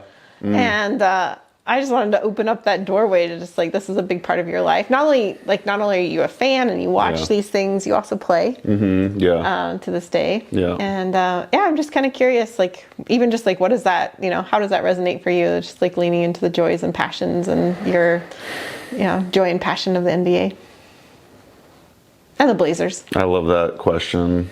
I mean, I'm getting older. I just turned 41. It's good to be a little silly. It's good to have, what are they called? Guilty pleasures, escapism, the things that we appreciated as children, but then we became too fucking serious that we got rid of it because we thought that it was pointless and stupid. And yet we all do stuff like that anyways. So why do we judge ourselves for the things that we appreciate if it's a harmless activity? And I'm probably speaking in the minority to the herbal community because I can't imagine there's, I know some, but sports nuts, I wouldn't identify necessarily as a sports nut, but I like the NBA. And you know what? When I was growing up, it was a huge part of my life. I would watch games. I even went to some games. I played basketball, as you mentioned. I collected basketball cards. And it was just this like pure joy. For whatever reason it was the storylines, getting to know the players, their quirks, their idiosyncrasies, what they were good at, all the above. And it was just so fun for me. It was essentially a story. There was drama, there was all sorts of stuff, and it was super fun. And then I remember when I became like a young hippie, I essentially got rid of all of that in my personality. I said, this is stupid, there's no point to it, which actually there isn't. There is no point to it.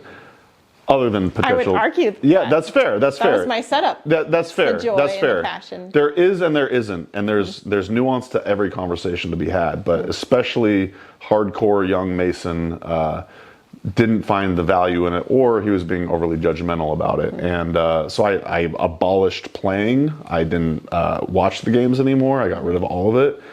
And then, as I was trying to find myself again and become happy again, I was like, oh, right, this used to be a part of my life. And then I was like, oh, I'm going to reintegrate this back into my life. And so I started following the sport again, playing again, and go figure, I'm like way happier for it. I have like a group of people I play with at the Y somewhat frequently now. And I watch, like you mentioned, the Blazers. Like, it's fun to have a team to root for. It's no different from any of us having any of our guilty pleasures. I feel like I'm coming across as defensive, and I don't necessarily mean to. I'm just, I think I am being defensive right now. And I'm not trying to be. I'm passionate about it because I think escapism, especially when it makes me feel like a little boy again in a lot of ways. Yeah. Well, so I played basketball as a kid. And I grew up in the 90s, and I grew up in Utah, so Karl Malone, Stockton, that was like those eras. It was also like Jordan Pippen time. Yep. It was a big deal for me. Watched a lot of games, like every free second I just But you're an herbalist, you were into it? I had my ball, go to the courts, yeah. But that was something I just kind of like let go as well. And we were spending some time together in the fall. And the season's going, and you started telling me about the Blazers, and you started telling me the stories, and like you started telling me about the players, and brace yourself. Whoa. Now I'm a hardcore fan. Yeah, that's I make cool. jokes about it a lot. Yeah, For those of you Blazers. listening, I have a Blazer shirt on. Okay. I got it at the thrift store.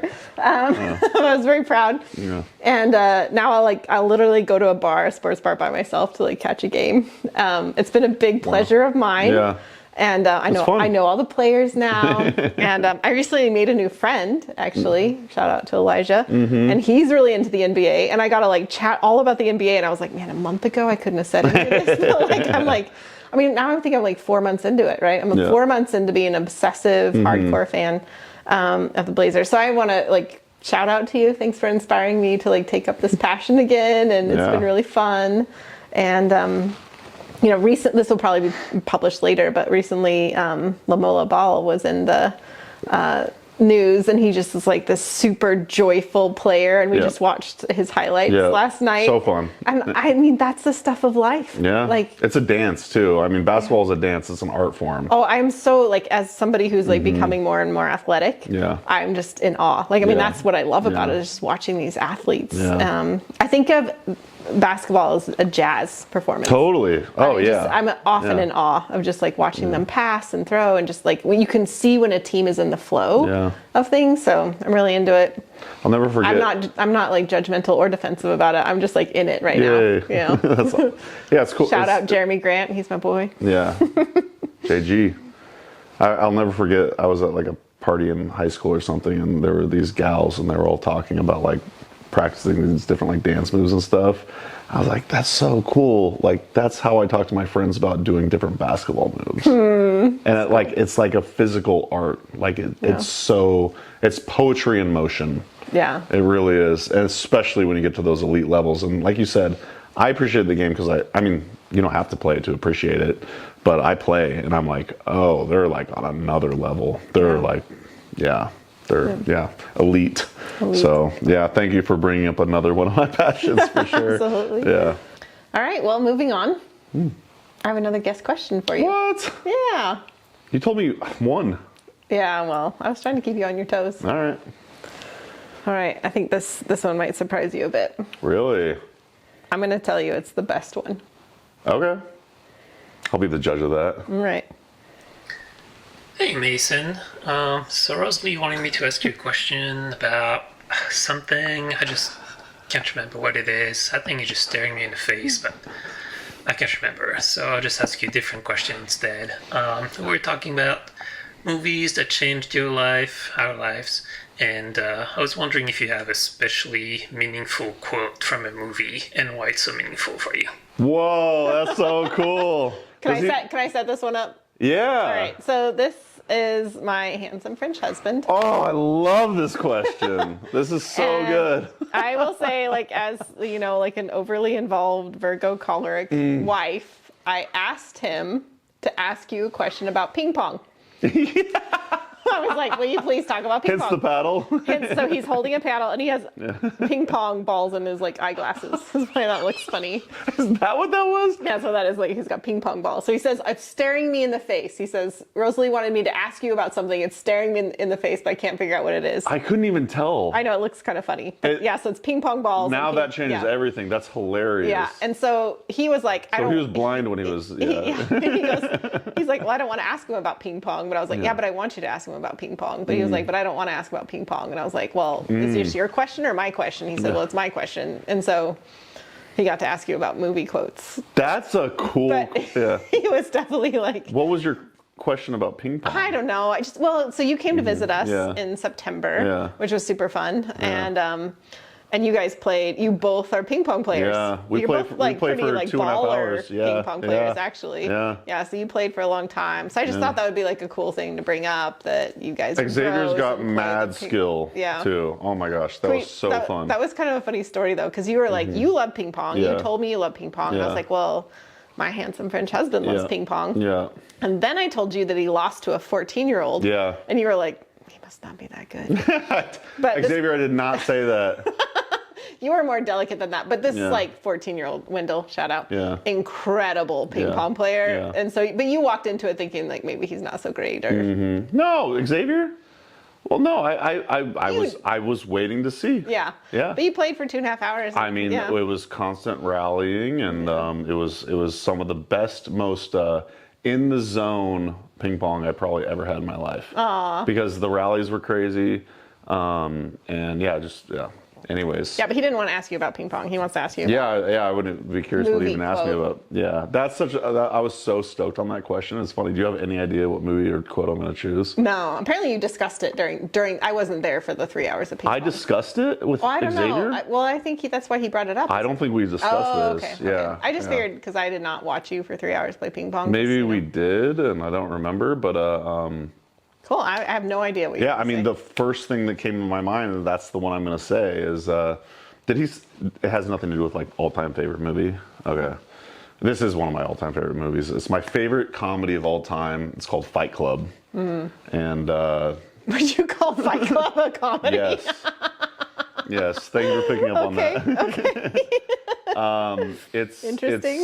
It's also the no disrespect to Chuck Palahniuk. He's actually a Portland-based author. It's actually a good book too. I read it.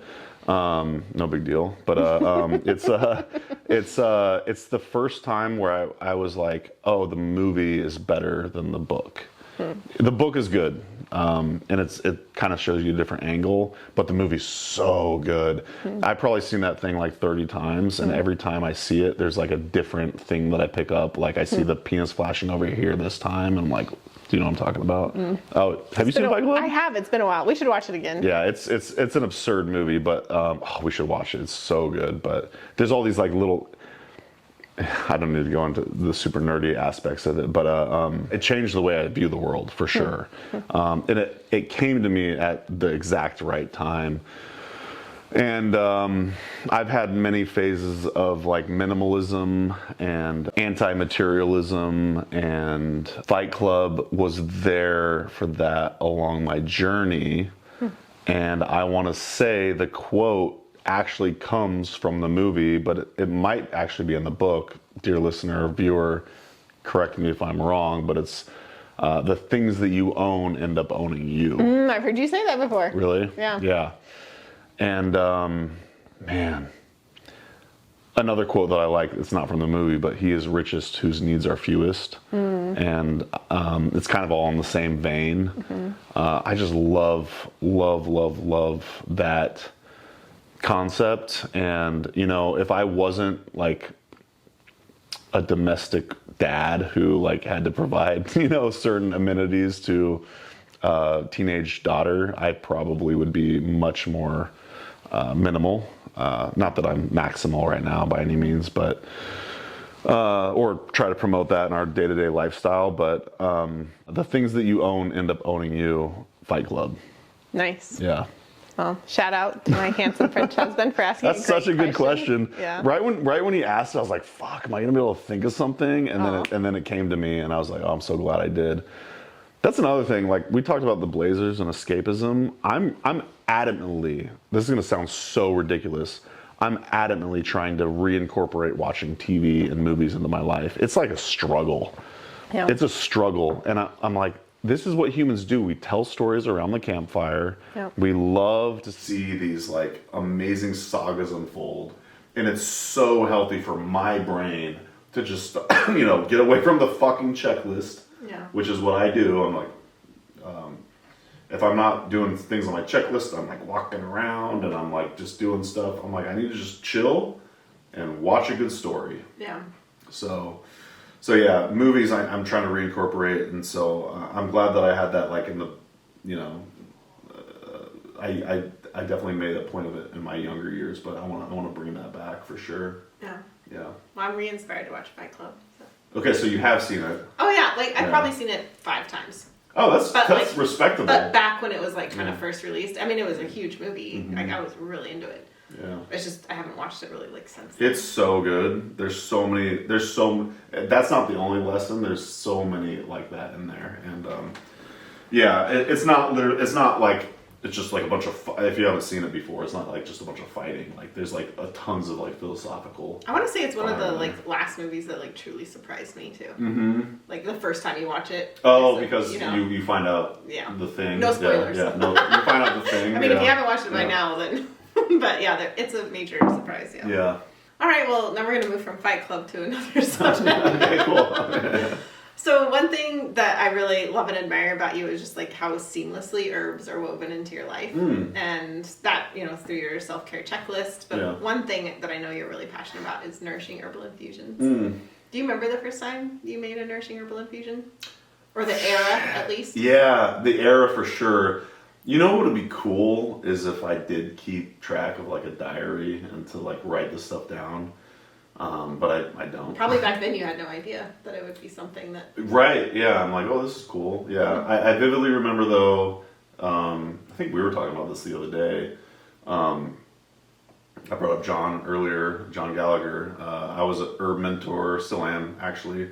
Herb mentor, learningherbs.com, you can sign up. Yeah, his podcast changed my life, and being an herb mentor student was also very formative for me in my early years. And I don't remember which Susan Weed class it was. I think I said maybe it was the 7 Rivers of Healing or something like that, but I devoured all of that content, and obviously Susan's very big proponent of it. She probably even was the person that most popularized it by far. Definitely. Yeah, I want to say that was 2006 maybe? I don't know, something like that. Yeah. Been making them pretty regularly since then. Yeah. So yeah. Yeah. What's your routine with that? Yeah, so it is a part of my self-care checklist, so I have to do it at least 4 times per week or else I get shit talked by Rosalee. I probably end up doing around 5 or 6 times per week because, we're all human and we skip days on accident. In an ideal world, I'm drinking a quart every day. But yeah, at night I usually make it. If I'm late, I will make it in the morning and I'll drink it later at night. Not the nettle because it's too stimulating for me. But typically I make a quart of nourishing herbal infusion every night. Yeah, and I rotate between your most common nourishing herbal infusions. Yeah. What keeps you coming back to them for 20 years? They feel so good. They feel so good. I can feel it. Not only can I feel it when I drink them, I can feel it when I don't drink them. Yeah. Yeah. Yeah. Yeah, I loved last August you did a nourishing herbal infusion challenge. Yeah. It was fun to watch you just like dedicate yourself to that. It was fun. You had guests come on. Asia came on. Yeah, she did. Yeah, Kyle. Yeah. So many different guests. Yeah. And that was really Rosalee. fun. Yeah. Juliet Howard came on too, Yeah. right? Yeah. Other Luna. Yeah. Yeah. Oh, yeah. And yeah, it was really fun to see that. And when you asked me to do it, I had some like self-reflection on doing it, and something that I really appreciate about it is it makes me feel like an herbalist, and it makes me feel connected to the herbal community. Yeah. Because I know there's so many of us who either in the night or the morning are making our nourishing herbal infusions. That's such a good way to look at it. It just feels like, oh, I'm just like a part of this. Yeah. Yeah, I have to imagine every night at like 8 p.m. or whatever, I'm doing this, but so many other people are doing it too. That's exactly. cool. Yeah. I never thought about it that way. Yeah. It actually is a way of staying, even if that's the only thing I did in herbalism, which to be honest, it is one of the main things that I do. It's it does help me feel connected still, for sure. Yeah. Well, I want to talk about something that I feel I especially admire you for. And that's your role as a dad. And I think it'd be especially appropriate just to really start out talking about your role as a cat dad to Luna. Which she made a brief appearance here earlier. Yeah, if you're should we watching, find her?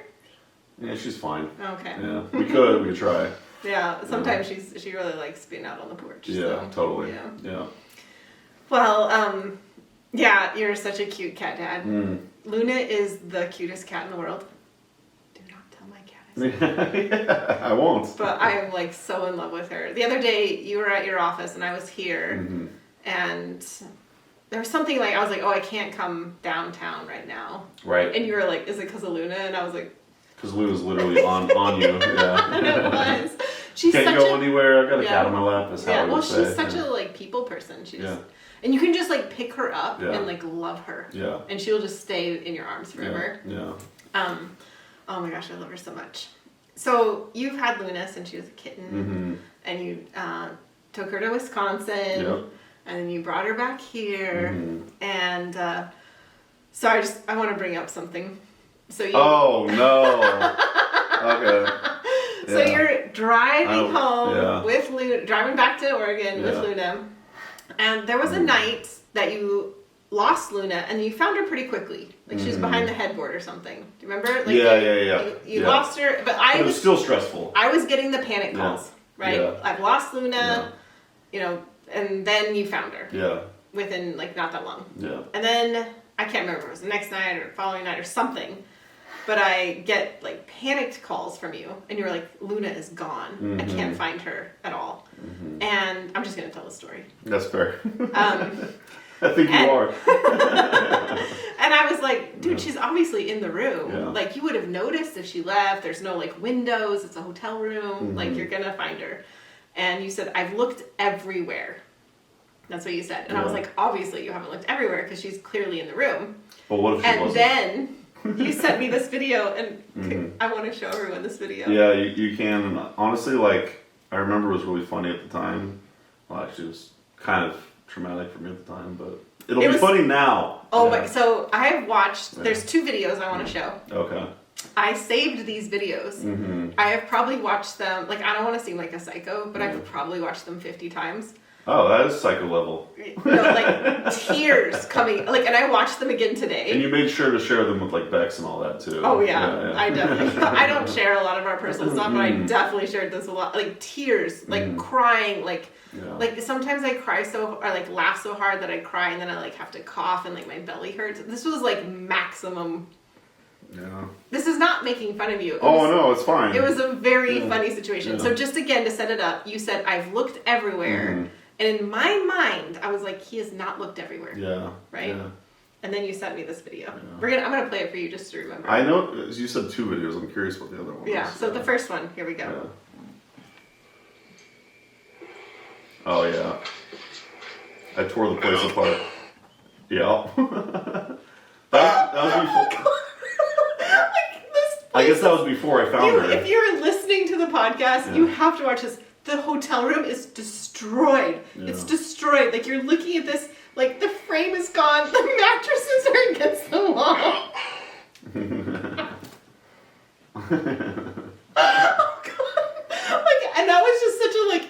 was like, no, he fucking looked everywhere. At that point, I started to worry. Because I was like, no, he's actually looked everywhere. Like, the room is totally... I'm just like, you had driven all day. Like, oh my gosh. Like, I know. That was a long day. Yeah, I'll bet. Like, I'm laughing, but like that also like 8 hours probably, something like that, yeah. And then What was happened... that, Rapid City? Something like that? I don't know. It was July 3rd, I can see on here. So the day before. Yeah, it's the day before. Yeah. You got here, and so then you were panicked looking for Luna. I actually asked... That's what I was going to say. I asked like the housekeepers and stuff. You're like, where could she be? Yeah. And then they told Even though I like shut the door and made I know, I told you. I was like, overly no paranoid, way. There's no way. Yeah. So this second video... well, no spoiler. We'll just say second video. Here we go. I'm going to show it to you just so you remember. Yeah. You have not watched this 50 times the way I have. I haven't seen it in a while. Oh, so cute. Look on your face.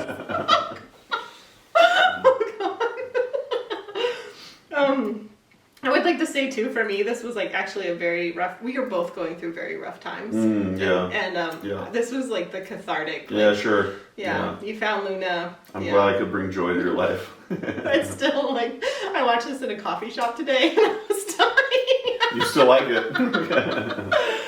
Oh, so you found her, so that's good. And I mean, at this point, I'd never met Luna. Oh no, I had briefly. I had briefly met her, but now we're like buddies. Yeah. She's a homie. Yeah. So yeah, Luna, how's it being a cat dad? I think there's a question in there somewhere. I mainly wanted to show those. I mean, I love cats. I guess I could tell a quick story. Sure.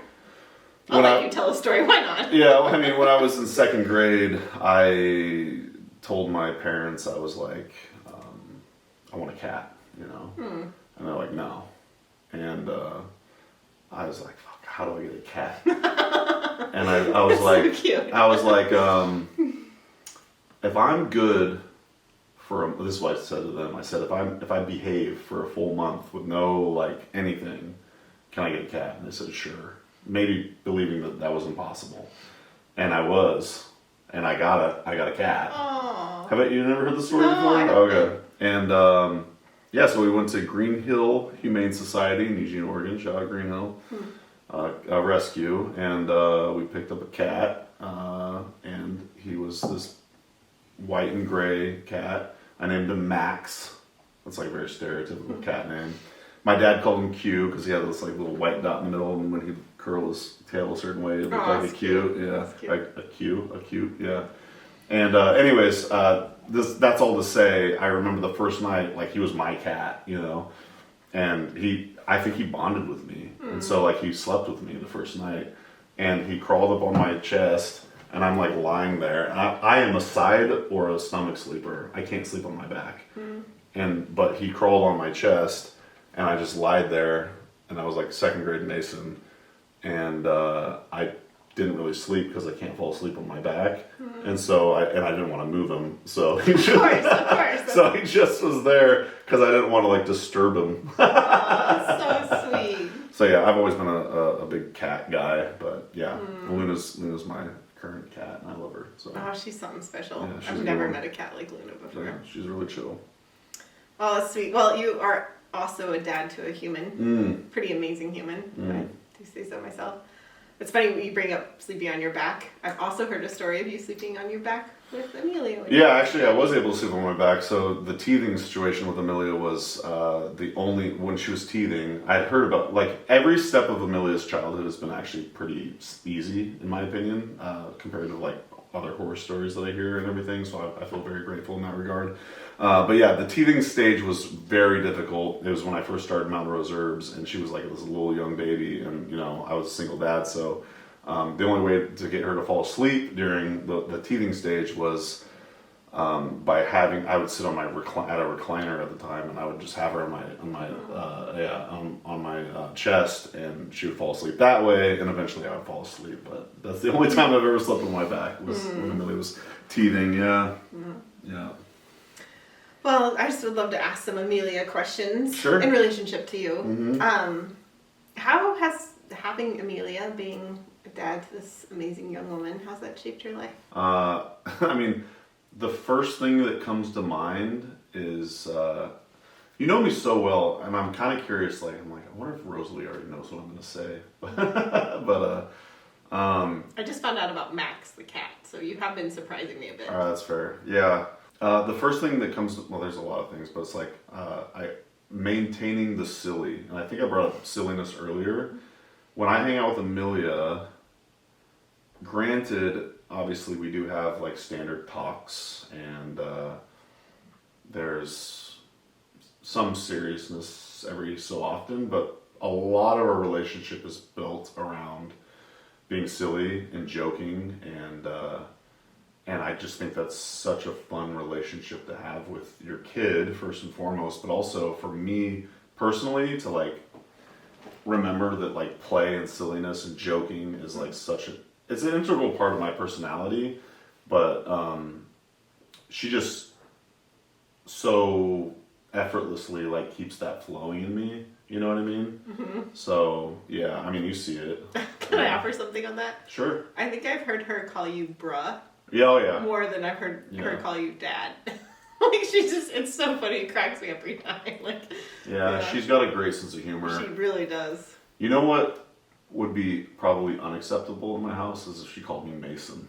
Yeah, I haven't heard that. And I think that's only because I remember one time I called my dad Steve, and he wasn't a fan. so that like went down the line. But bruh to me is just funny. It's so hilarious when she does it. Oh my gosh. Yeah, so yeah, silliness, the ability to have unconditional love for a human has been a gift for me.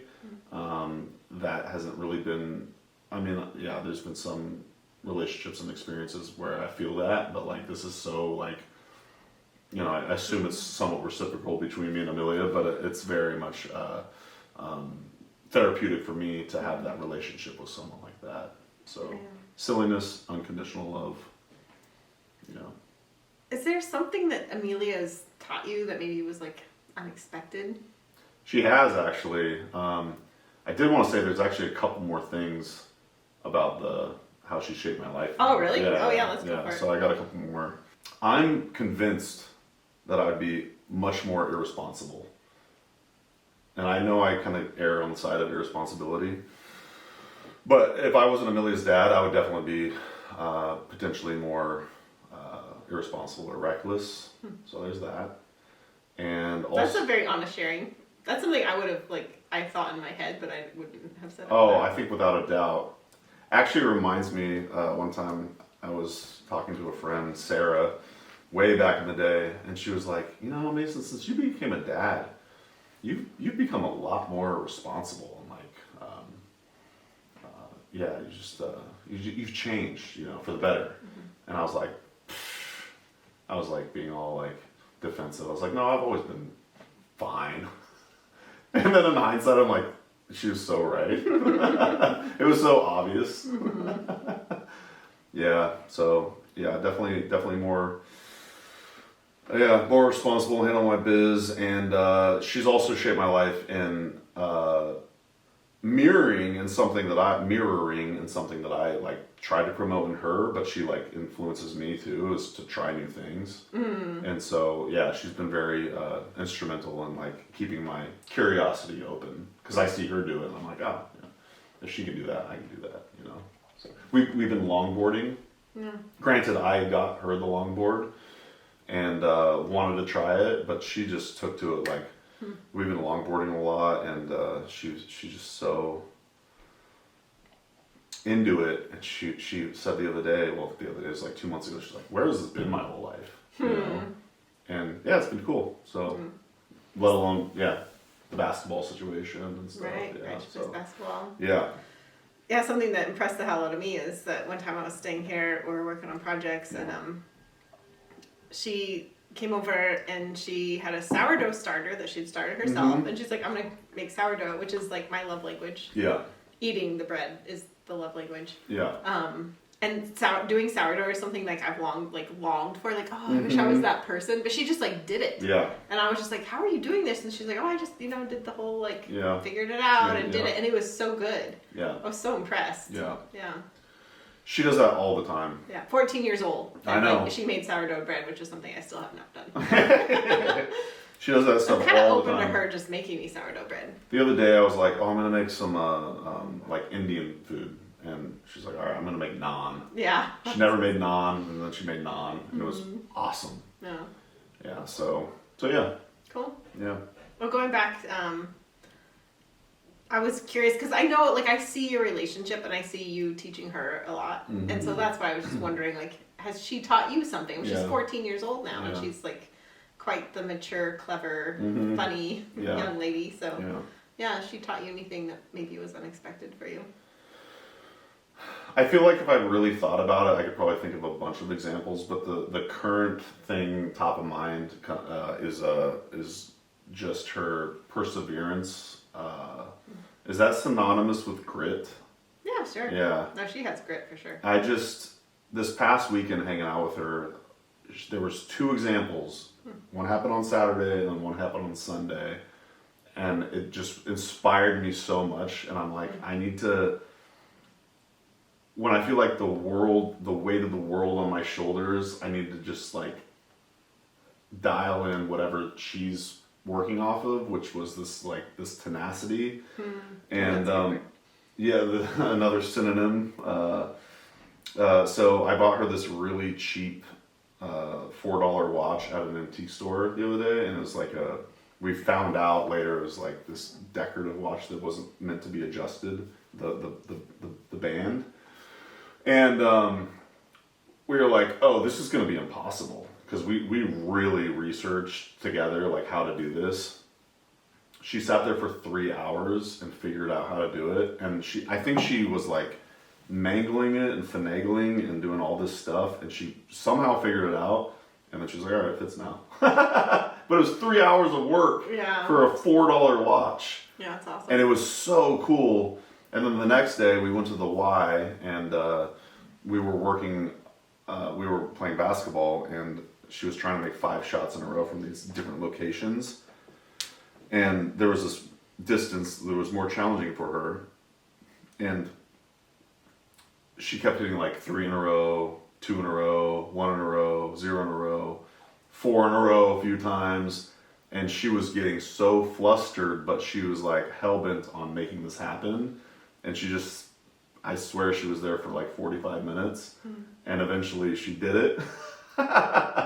She did it. She hit 5 in a row, and we just like embraced each other in this big hug. Like it was like this reflexive thing. Aww. And it was so cool. And it was just like, all right. Because I kept, during that process, I was like, oh, we could lower it to 3 in a row.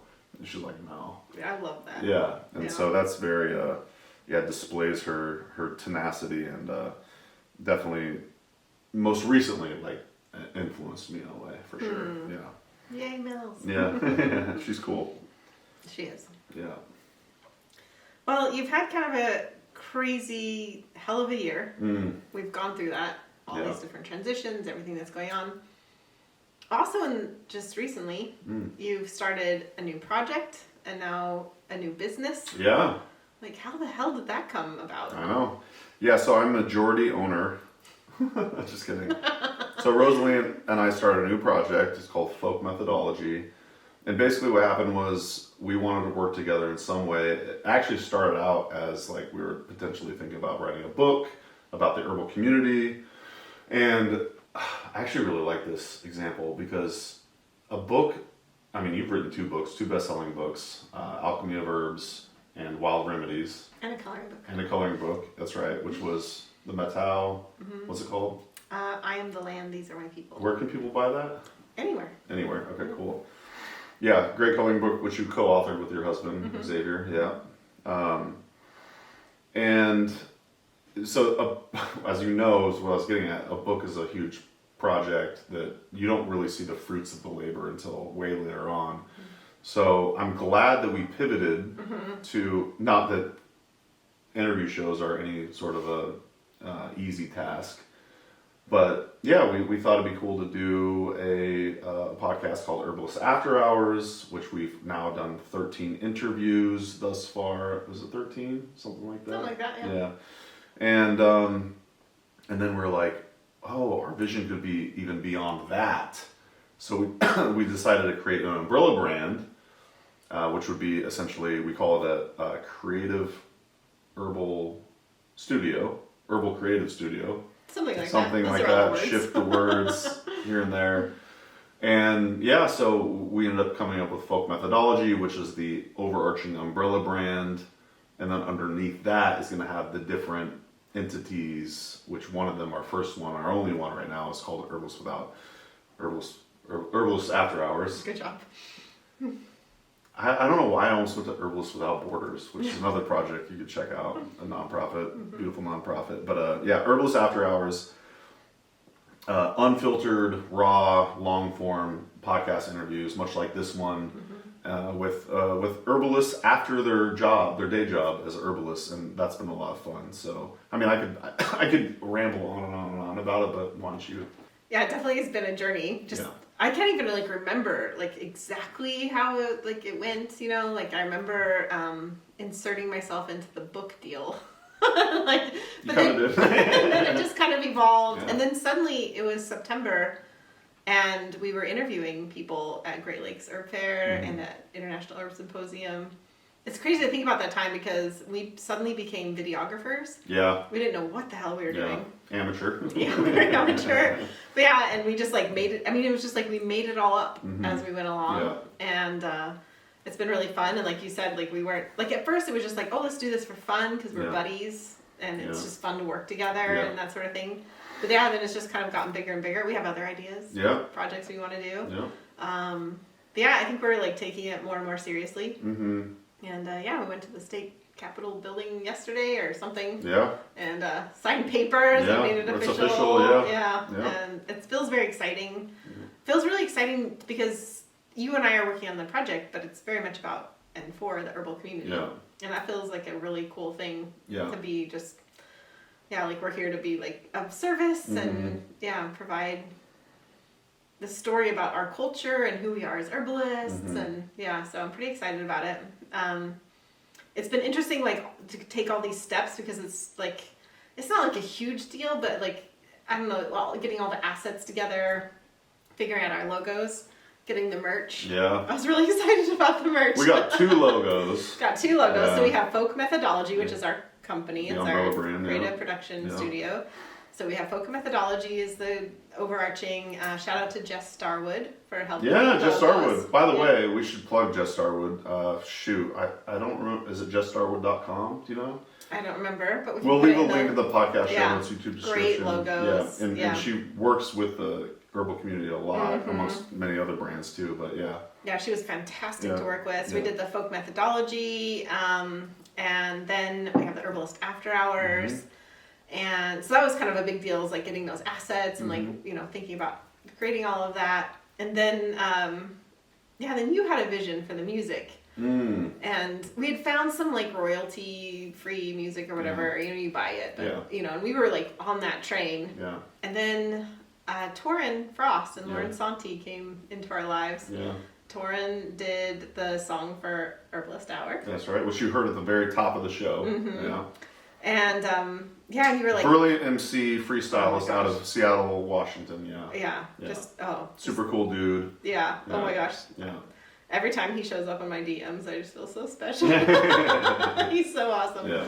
Yeah. So you had this vision, like, oh, let's ask them to do a song for us, and so that's been a really fun, creative part of the process. We should actually put that song in right now. Okay. So all right, we're gonna play it now, and this is the song that Torin Frost and Lauren Santi came up with. Torin Frost, by the way, also made the beat as well. I want to give him props for that. So, all right, we'll play the song now.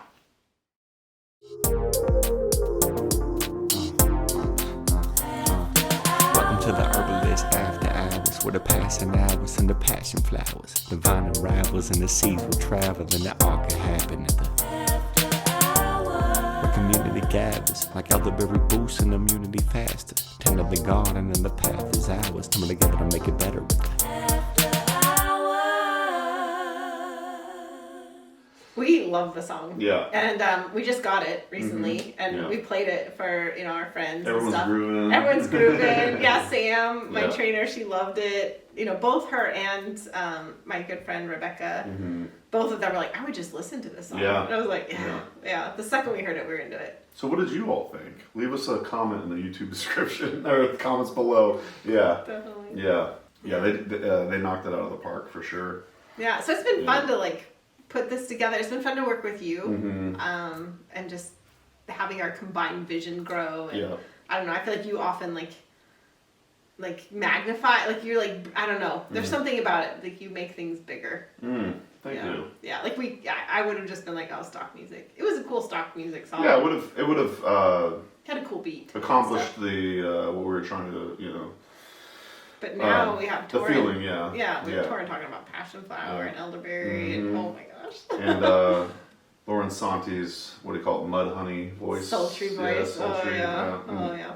Yeah. Yeah, and that beat's dope. Yeah, like Nick, our friend Nick said, he's like, it feels like I'm in the 90s at a bar listening to a song. Which is what we're going for. Herbalist After Hours. Yeah, that was a good one. So, yeah. just, I know we're running along here, but why don't you briefly plug their project, the Oh my gosh. music videos we watched. Yeah, so what a cool project. Yeah. They traveled down to Mexico following the butterflies. And first of all, we should say Torin and Lauren are conscientious hip hop musicians, and they often talk Very about much. things that they talk about herbs. They're herbalists, so they talk about herbs. Saving old growth forests. Saving old growth forests, and the monarchs and the butterflies. So they traveled down to Mexico and created all this music along the way, but also just amazingly created this like beautiful film, basically, of their travels. And we got to see them in Twisp, Washington, where I live. Yep. And they had, I mean, I cannot imagine like the countless hours that I know Torin specifically. He's an incredible he produced videographer, it, and countless hours that went into like just documenting that, making that. And so that thing started, and we had no idea really what we were in for. And I remember, maybe we talked about this, but like I remember thinking like, oh, it'd be cool if they were like singing. Yeah. Like I thought we were like gonna watch a Right, passive thing. Yeah. No, they did. Yeah, they did. They like sang it like perfect. So like they're lip syncing with themselves on screen. Yeah. It was incredible. But you can go to YouTube and go to Torin Frost on YouTube and check that out. It's incredible. It's like put it on your TV. Like it's definitely a pop film. some popcorn. Yeah. Like settle in for the experience. It's incredible. It's called an Imaginal Disc, and they have 2 films now, which we saw Right, the part one, inaugural part opening of the second one. Right. And I think both of them are completely released now on YouTube, so we'll leave links to that in the show notes as well. Yeah. I was not a huge hip hop fan. Yeah. Like I listened to Tori Amos Yeah. and also Tori Amos and Rainbow Kitten Surprise, thanks to you. But now I'm a huge fangirl of Torin and Lauren, and increasingly of hip hop in general too. So thanks for expanding my world. I try. Yeah. All right, we've just been discussing folk methodology, Yeah. Herbalist After Hours. Yeah. Maybe we should plug ourselves, huh? Go to folkmethodology.com, check us out, sign up on the newsletter. Yeah. We have not, as this is being recorded, we have not yet released episodes, but we're on the cusp of it. Yeah. And it's going to We be amazing. may actually have released an episode. We might have, yeah. Depending. We don't know. We don't know yet. We're on the seat of our pants Yeah. here, but it's going to be amazing. We have such incredible interviews, just really unfiltered, raw, real. Yeah. So many like moments of just joy and realness, and it's going to be great. It's funny, earlier you and I were talking about, did we test the mics right now? They're fine, right? They're going? All right. Yeah, okay. Well, this is kind of like alluding to what I'm about to say. We just had kind of you might have heard different audio here for a second. Yeah. If you stayed this long in the episode, you'll have heard the audio shift, and we are learning as we go. And I think you just came up with a nice little hack for the cameras when we're here by ourselves. Yeah. We are learning as we go. Yeah. How many people don't do this and like they're the videographers and the hosts and the guests, and I mean this is very much what we're doing for Herbalist After Hours. Yeah, very much so. Yeah. We're a small team. Someday, we'll hopefully. I think grassroots herbalists can appreciate that though. Yeah, and I will shout out Emily Thomas Anderson for being there for at least how many interviews did she record for us? I can't remember. I want to say, I was going to say 4, 5, 6, maybe. I don't even know, but that could be a good plug actually. If we're visiting your neck of the woods and we're recording, it would be amazing. We could compensate in any way, shape, or form, but it'd be lovely to have someone behind the cameras like helping us out sometimes. But Yeah, we just learned the lesson the hard way. It was a gentle lesson. Yeah, We're good. fortunately, I think we'll still have audio from one of the cameras, but it's not as crisp or clear. I'm worried about the audio right now, though. Why don't you go check it? All right, I'm gonna check it.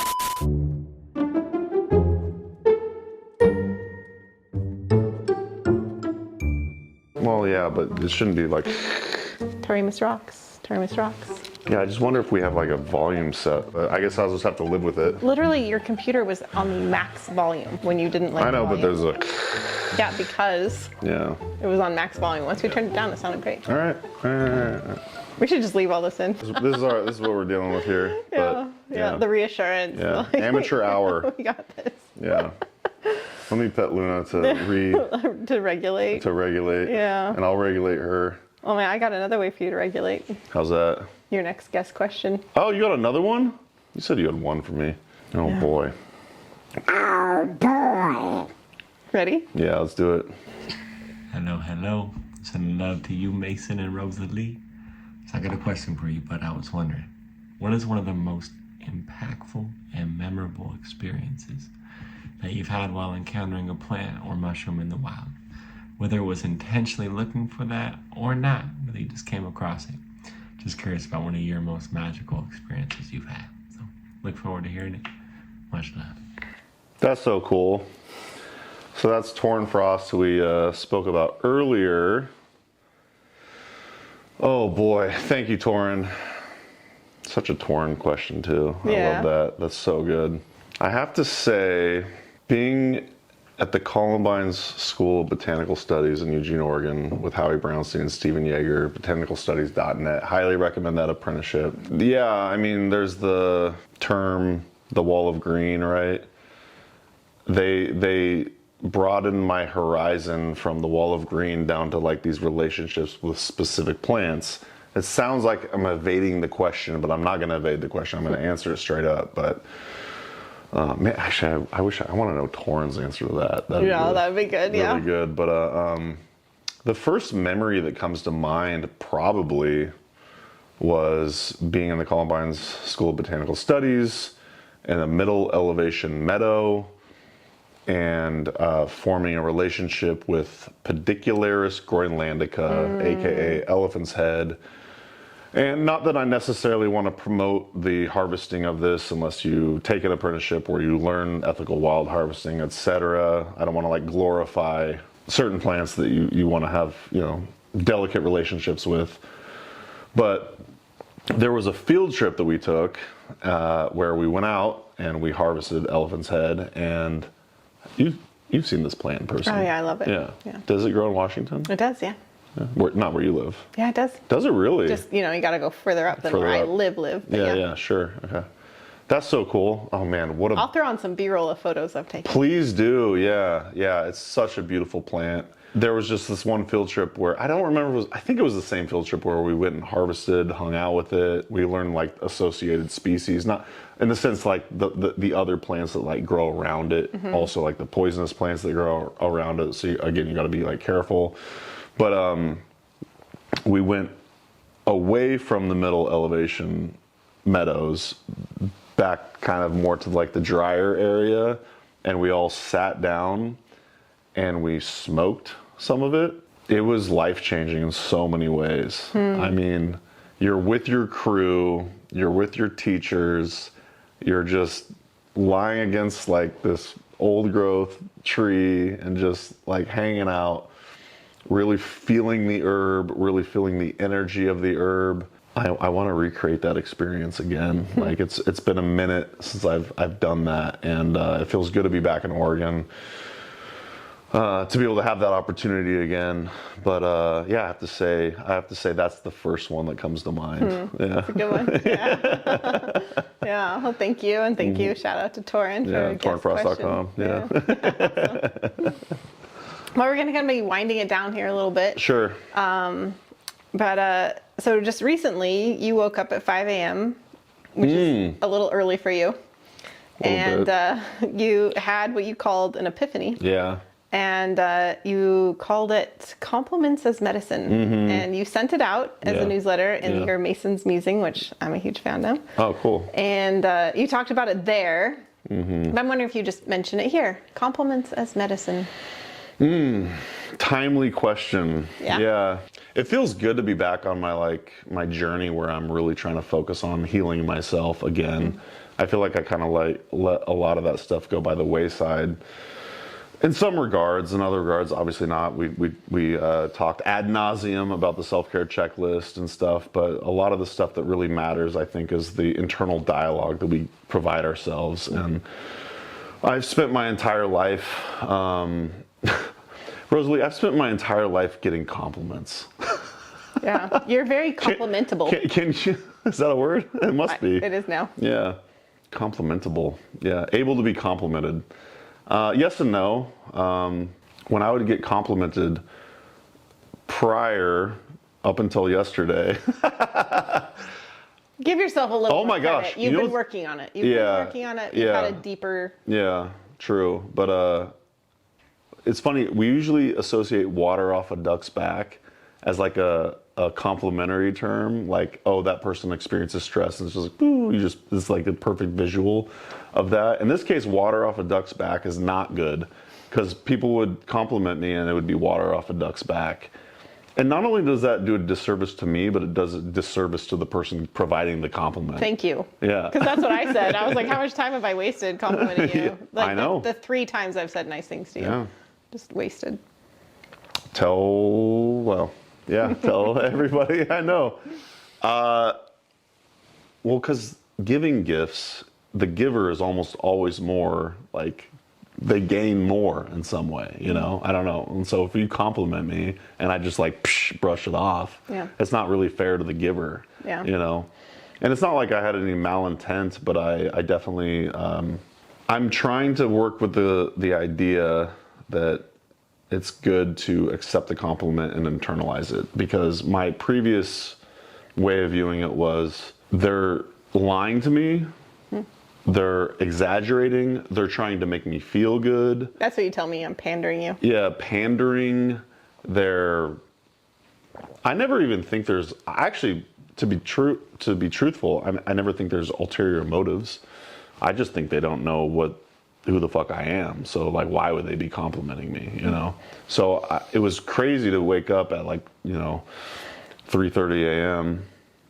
Or was it 5 a.m.? Yeah, it was 5 a.m. And just, I couldn't go back to bed. And then eventually this thought just dawned on me, this epiphany. And what a gift. Yeah, it was. And I was thankful to not be able to go back to bed, because I kind of mulled over for a while.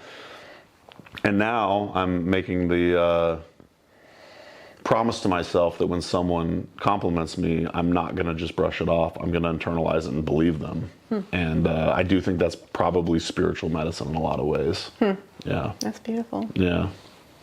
Well, I thought maybe a good way, there's like a couple ways you could practice this. Because there's one thing to have the epiphany, but it's another thing to like live it. Yeah. So I thought maybe a good way to practice this was another segment that I love in the Herbalist Hour, which is what you've called giving flowers, where you give accolades to somebody in your life. So I'd like to extend the invitation for you to give a compliment to somebody out in the world, just whoever pops into your mind. Nice. I got to bring that segment back. I guess you just kind of did by default. Yeah. You're welcome to keep using it on your show. Thank you. I dare you to do that on your show at some point. That'd be cool. Without attribution. No, I don't care. Of course I would. Of course I would. I probably didn't make it up anyways. But yeah, I just want to give a shout out and thanks to Amelia. Oh, sweet. Yeah. Yeah. I mean, yeah, we talked a bit about it earlier, albeit the shittier audio quality, but It's not that bad. Okay, all right. So it'll make the cut, but yeah, I mean, she in a lot of ways has been like my greatest teacher, for sure. Yeah. So, yeah, I'll give Amelia my flowers for sure. Nice. Yeah. Nice. Yeah.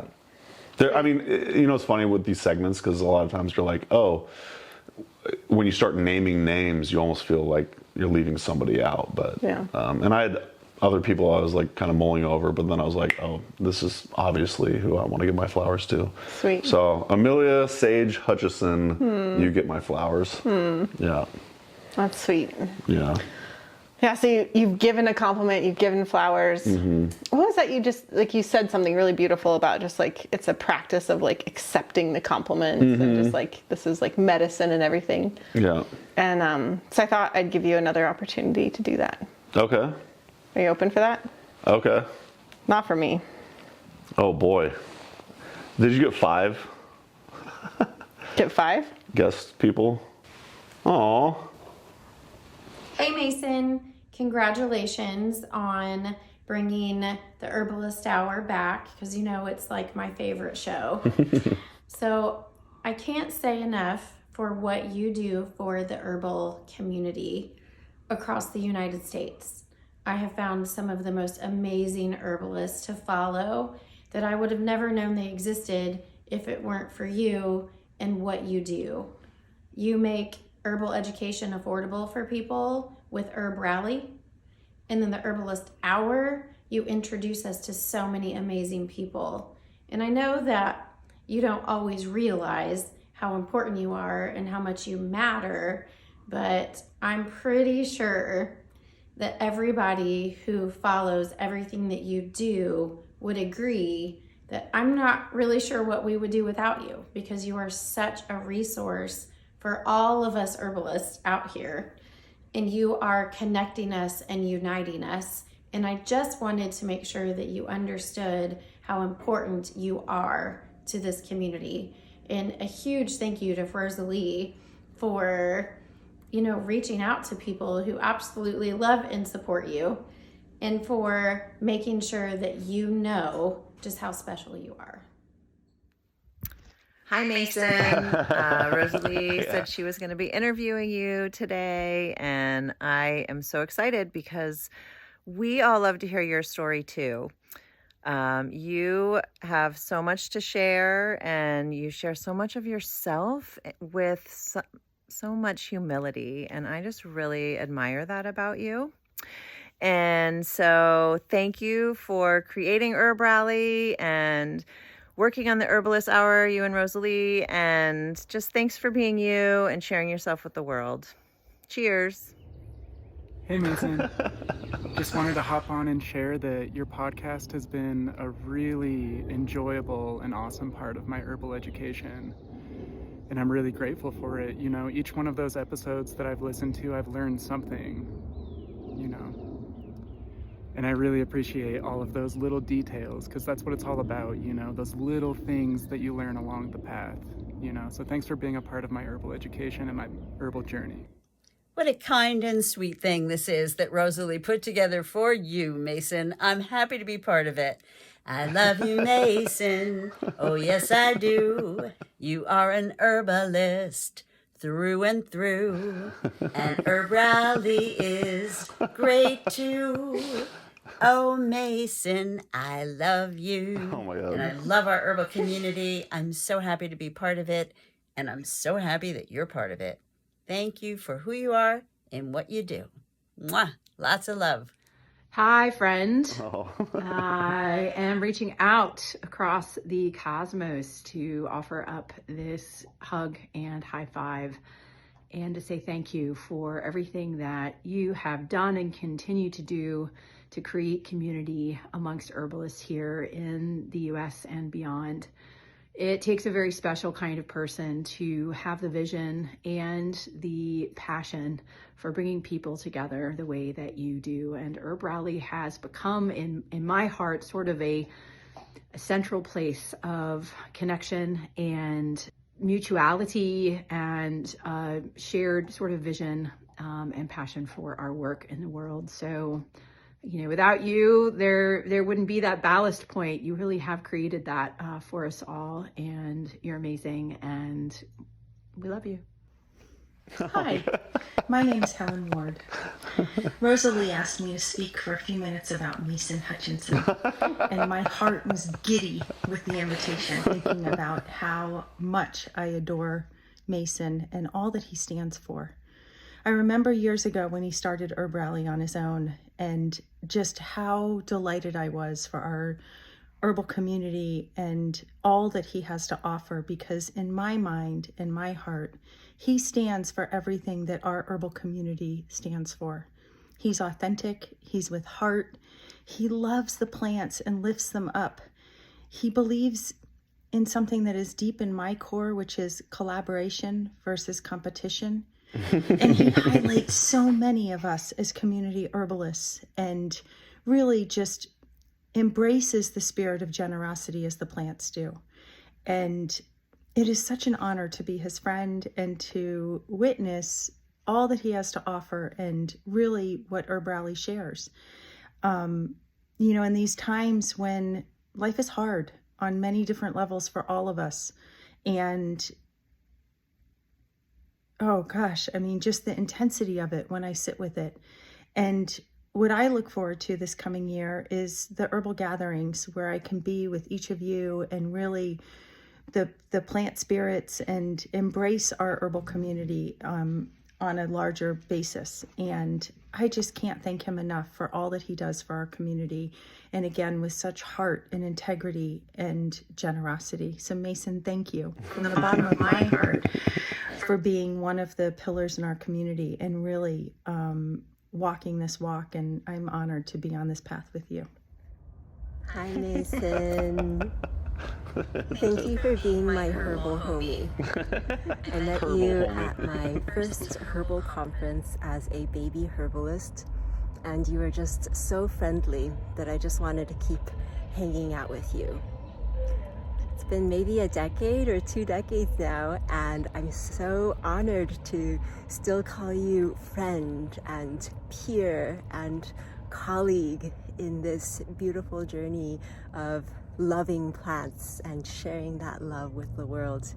Thank you so much for your enthusiasm and for your encouragement and being a shining beam of loving light energy for myself and for so many other people. Welcome to the Herbalist Hour. Thank you for pushing boundaries of what's possible and bringing your fun, spunky self to the herbal table.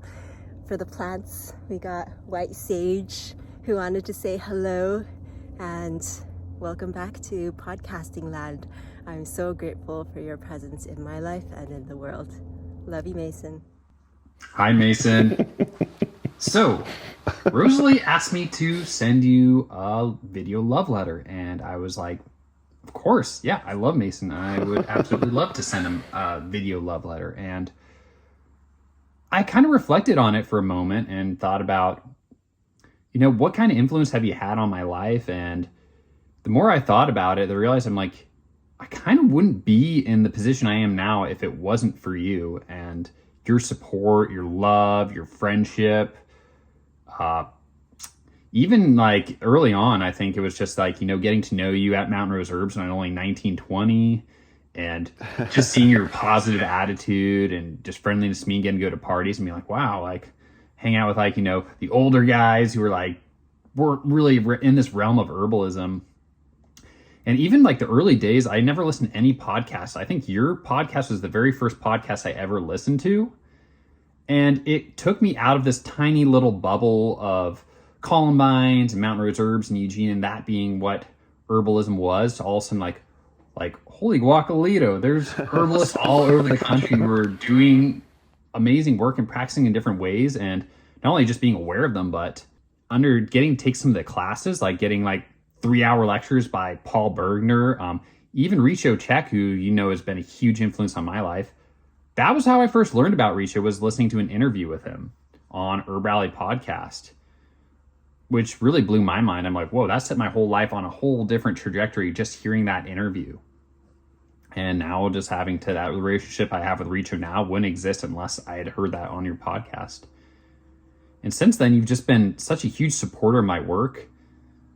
Honestly, the main way that people seem to hear about my work is from HerbRally. From the podcast interviews we've done, from the classes we've done, people are just like, oh yeah, I heard you on HerbRally. It's one of the most common ways that people have heard my name. And the fact that you've had so many amazing herbalists on HerbRally, but you were always such a huge support of my work, as like a young herbalist early on getting into things. And when you're first supporting me and putting out my classes and interviews, it was like, okay, you keep complimenting me and tell me like how much you like my work. It's like, you've worked with some amazing, like, top line herbalist people I kind of like. I'm like, whoa. And you still saw something in me, and it kind of made me realize, like, whoa, if Mason sees something in me, then maybe I do have something special that's worth sharing with the world. And man, it's like the reason I am where I am today is largely in part thanks to you. So, I mean, there's just so many reasons I can just keep going on and on. Thank you. And, I'm stoked to have you back in Oregon. And man, I really honestly hope we get to spend more time together. And I know we will, just because I love spending time with you. I want to spend more time out in the woods. And some of the things you've been talking about, the frugal nutrition and kind of, I just like, you inspire me, and I just give me so many more ideas, and just love you, brother. Thank you so much for all you've done for me and the rest of the herbal community. Because if I had that experience with the work you've been putting out, I'm sure I can't be the only one. I'm sure there are many of hundreds of other people out there who've been inspired by your work. So thank you, brother. Let's keep in touch, and that's the end of my love life. Hey Mason, it's Terry from Michigan City, Indiana. Welcome to my massage room. I wanted to let you know I've been missing you. I, for the past few years, have listened to your podcast every time I go to John's house, which is an hour and 20 minutes away from me. And so through your podcast, I've met a lot of cool herbalists and learned a lot of things about herbs that I've not been familiar with. And also was able to meet Carolyn Burr right here in Indiana, thanks to your podcast. So I just want to let you know I've missed you a lot, and I'm looking forward to your new podcasts, and I look forward to seeing you again at some herb fairs. Love you and Rosalee. Take care. Bye. Hey, Mason. What a solid dude, right? Solid name for a solid dude, Mason. It means stoneworker. It's true. And son of Hutchie. Who's Hutchie? Is a legend, obviously, with a legacy. And some sons to prove it. And here you are, making a legacy for yourself. They say it takes one to know one, but who knows more herbalist than Mason Hutchison? I mean, that's one of the things that I have the most respect for you, is your ability to balance the line and find common ground with all of these different views that make the field of herbalism so eclectic and unique. And you do it with authentic ease, it seems like. And I know you put a lot of work into it, but it's an amazing skill and an amazing legacy of the body and the corpus of work that HerbRally has already produced. I wanted to give you some flowers. These are some calendula that I had harvested from my garden. You know, I wish I could say it. I picked these all summer long with you in mind, but I had, it was kind of like a mindless picking, but now I know what they're for.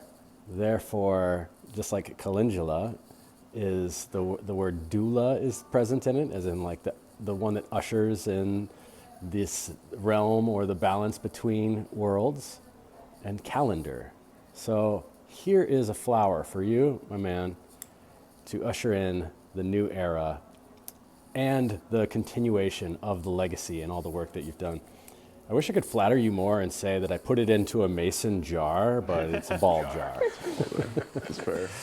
All right, my man, keep up the great work, and thanks so much for all that you've done.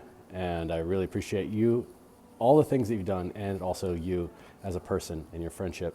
Keep rocking the usnia on your face. Ciao. Hi, Mason. Thank you for all that you do for the herbal community. I think at one point I heard you mention that your goal was to interview every single herbalist in the world. And I think that's a great goal, and you're well on your way. And I love that you not only focus on all of the amazing, well-known herbalists, but you also provide a space to introduce all of the amazing lesser known herbalists to a wider audience. And I'm constantly inspired by your work, and I'm always excited to get the HerbRally updates in my inbox, and I love your work. I love what you do. I hope you keep doing it forever. Many blessings. Mason.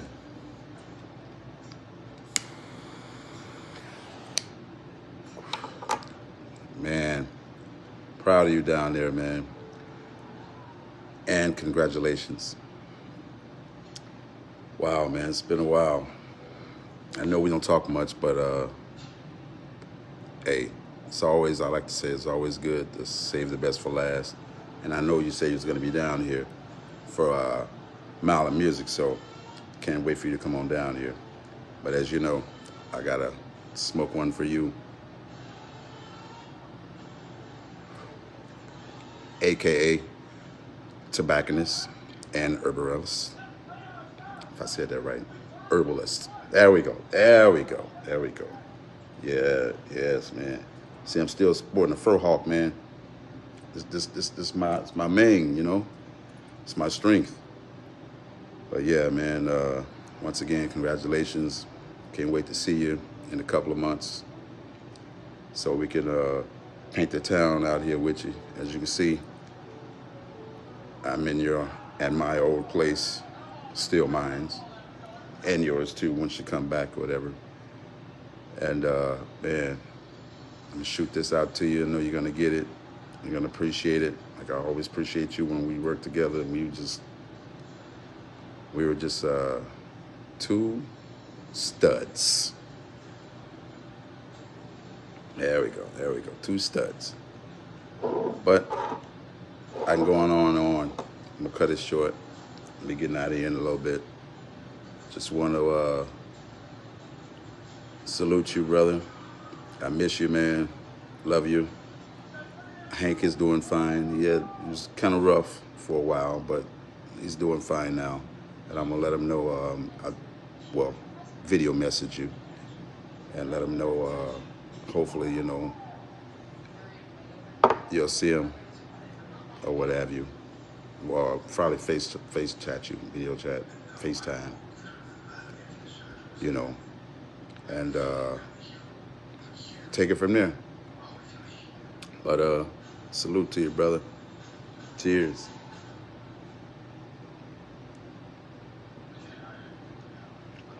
Take it easy, bro. We down here in frigid city down here, man. Cold, but it's letting up a little bit. It's letting up a little bit, so. All right, brother. Take it easy out there. Peace.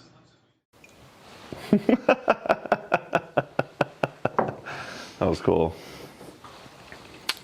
It was a good practice. Yeah. Yeah. I had to take it all in. Yeah. Yeah, you did too. That was sweet. That was really cool. Yeah.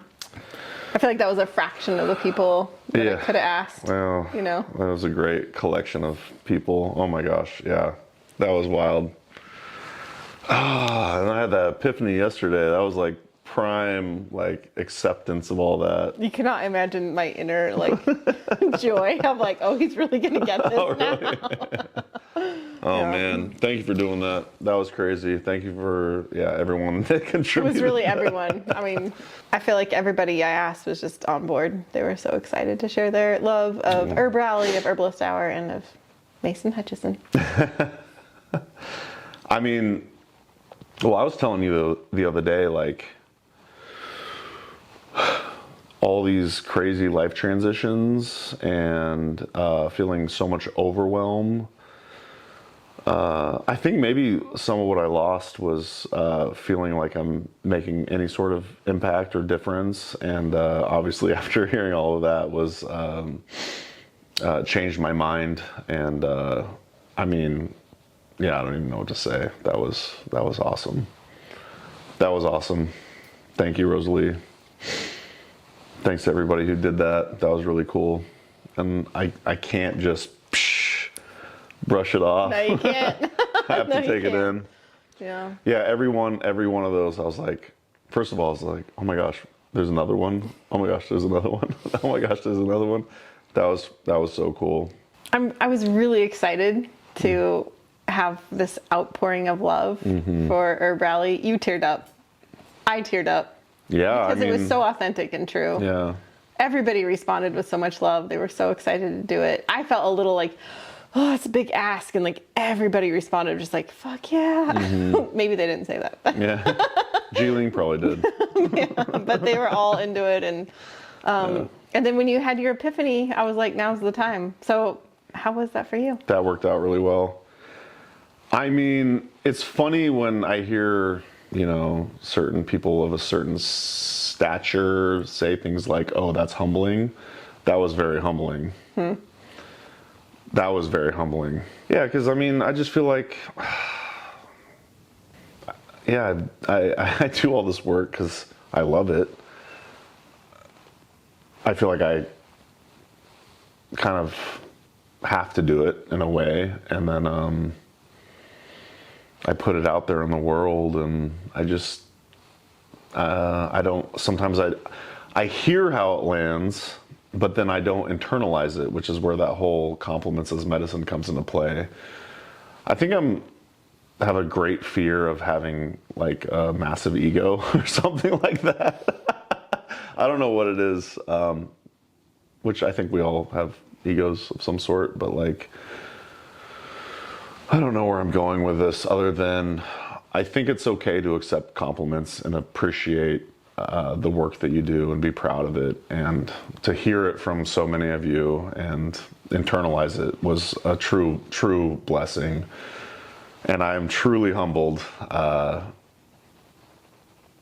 Yeah, I don't know, every person that came on, I lit up in a new way, and I was like, oh my gosh, oh my gosh, oh my gosh.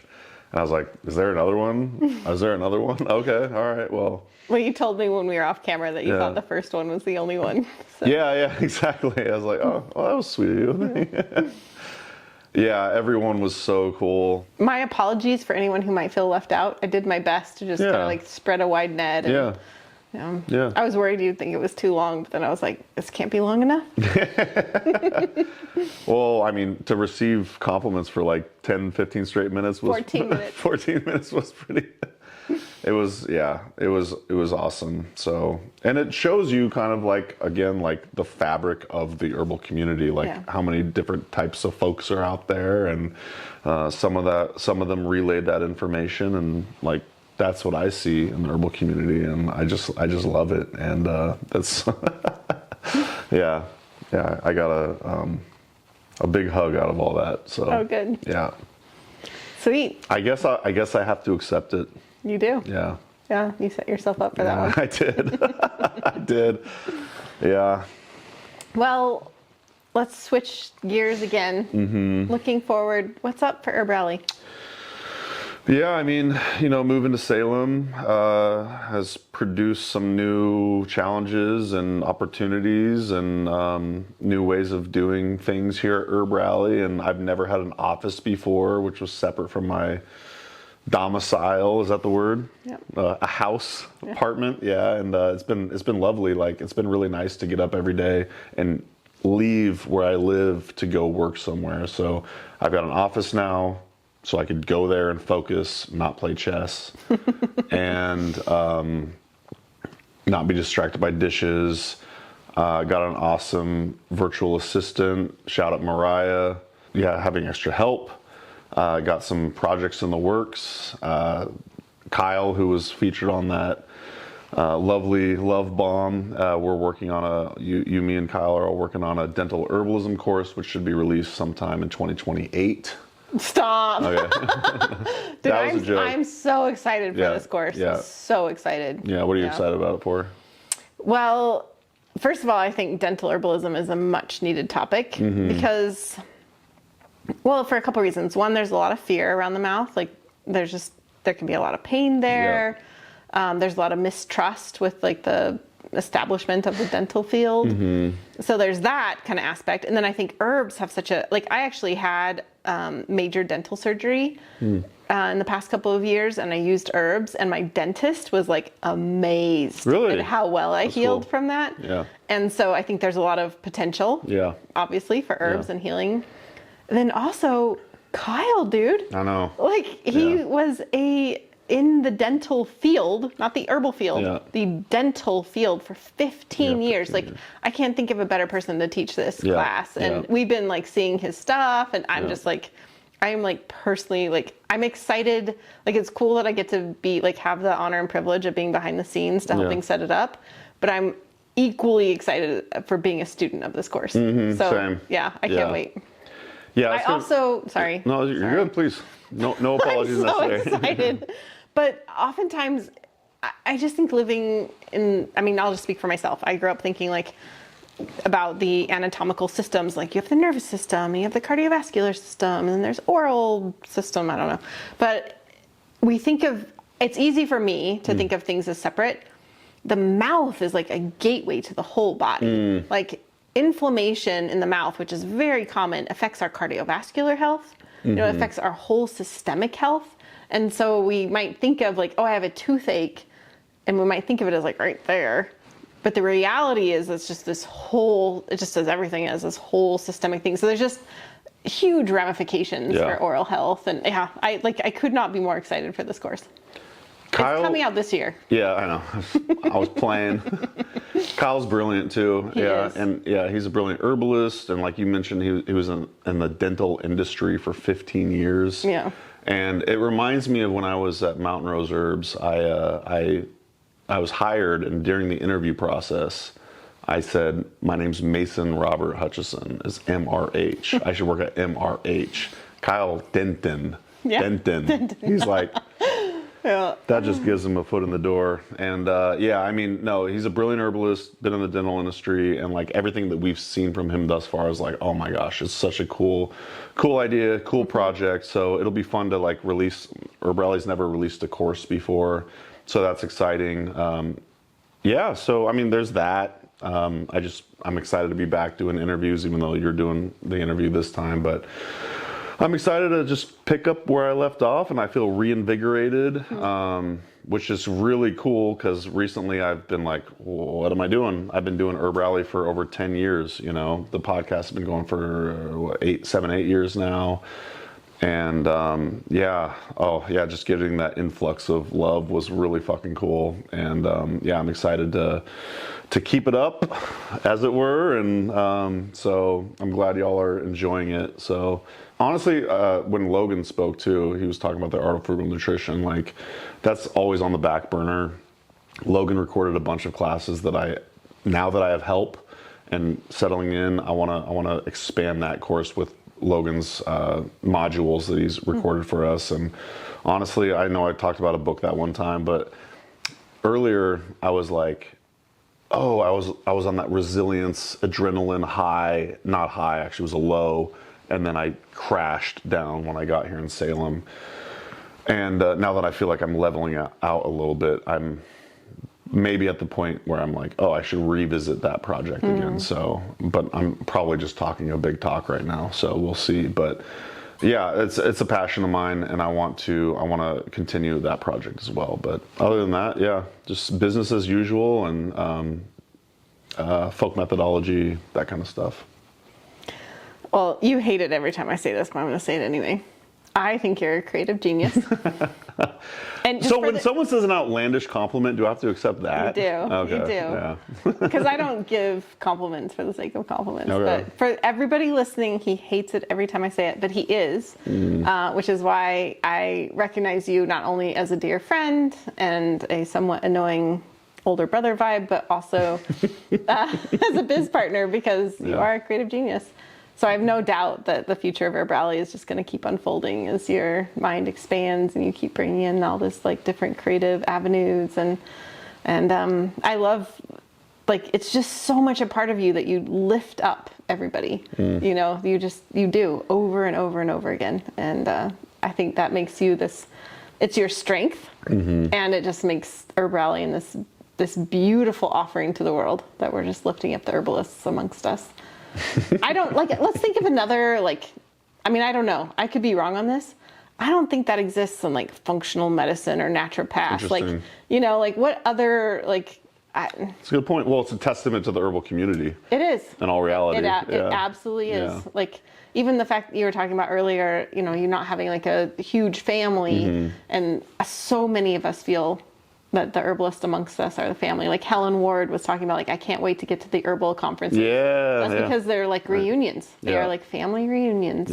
Whether it's your first time or your 10th time or your 20th time, right? We're all getting together because we love each other and we recognize each other. But yeah, so I'm excited to see, like, as a fangirl of HerbRally, I'm excited to see what comes next. And yeah, super excited for dental herbalism. And yeah, I mean, just think about all those people that you just heard from. Many of those people heard about, you know, the herbal conferences, heard about other herbalists because of those offerings. And like, that's a powerful thing. Even, I don't know if that might have been missed, but Terry mentioned that, you know, she met Karen. Yeah. Through that. You know, it's like that's connections cool. are being made, you know? Yeah. I love that. Yeah. Well, before we go, is there anything else you'd like to add? Closing thoughts. Just a big old thank you to everybody. Again, like, this has been awesome. It's been an awesome journey. I'm so happy to be a part of it with you all. And yeah, I don't know. Here's to 10 more years, I guess. We'll see how it goes. Sweet. I like to hear that. But thank you for hosting and for putting so much thought and effort into it. And yeah, it's been a super fun episode. Even though I don't even know where we're at right now, 2-3 hours, whatever. But it doesn't really matter. Herbalist Hour, long form, it's good stuff. But yeah, just from the bottom of my heart, thank you all. Thank you for being a part of this journey. And I love you all. Love you, Rosalee. Love you, Luna. Love you, Mills, wherever you're at right now. But yeah, so I think that's kind of it. Did I miss something? That was great. Yeah. Did I not say enough in the past 2, I think 3, you've 4 said hours? it. All right, cool. As the guest host, I'll take the last word. Please do. I would love that, actually. I'm going to just sit back, drink my tea. I don't have anything profound, just to say it was an absolute honor to fill this role. Like, truly, I love HerbRally so much. I love the Herbalist Hour. I love you. And love this herbal community. So, amen. Yeah. Sweet. Cheers to everyone. Cheers. Sláinte. Sláinte. Cheers. Sláinte. Thanks so much for watching today's episode of the Herbalist Hour. If you enjoyed it, please give it a thumbs up. And if you want more great herbal content, be sure to subscribe to our HerbRally YouTube channel. If you enjoy these Herbalist Hour episodes and you'd like to join us live, you can do so by becoming an HerbRally Schoolhouse member. Learn more at herbally.com/schoolhouse. And if you want to get your first 30 days for free, use coupon code YouTube30 at checkout. So our HerbRally Schoolhouse members get access to exclusive video classes, monographs, and a lot more herbal community discounts, along with joining these live Herbalist Hour interviews. So one more time, herbally.com/schoolhouse. Enter coupon code YouTube30 at checkout to get your first 30 days for free. All right, we'll see you in the next episode, and take care.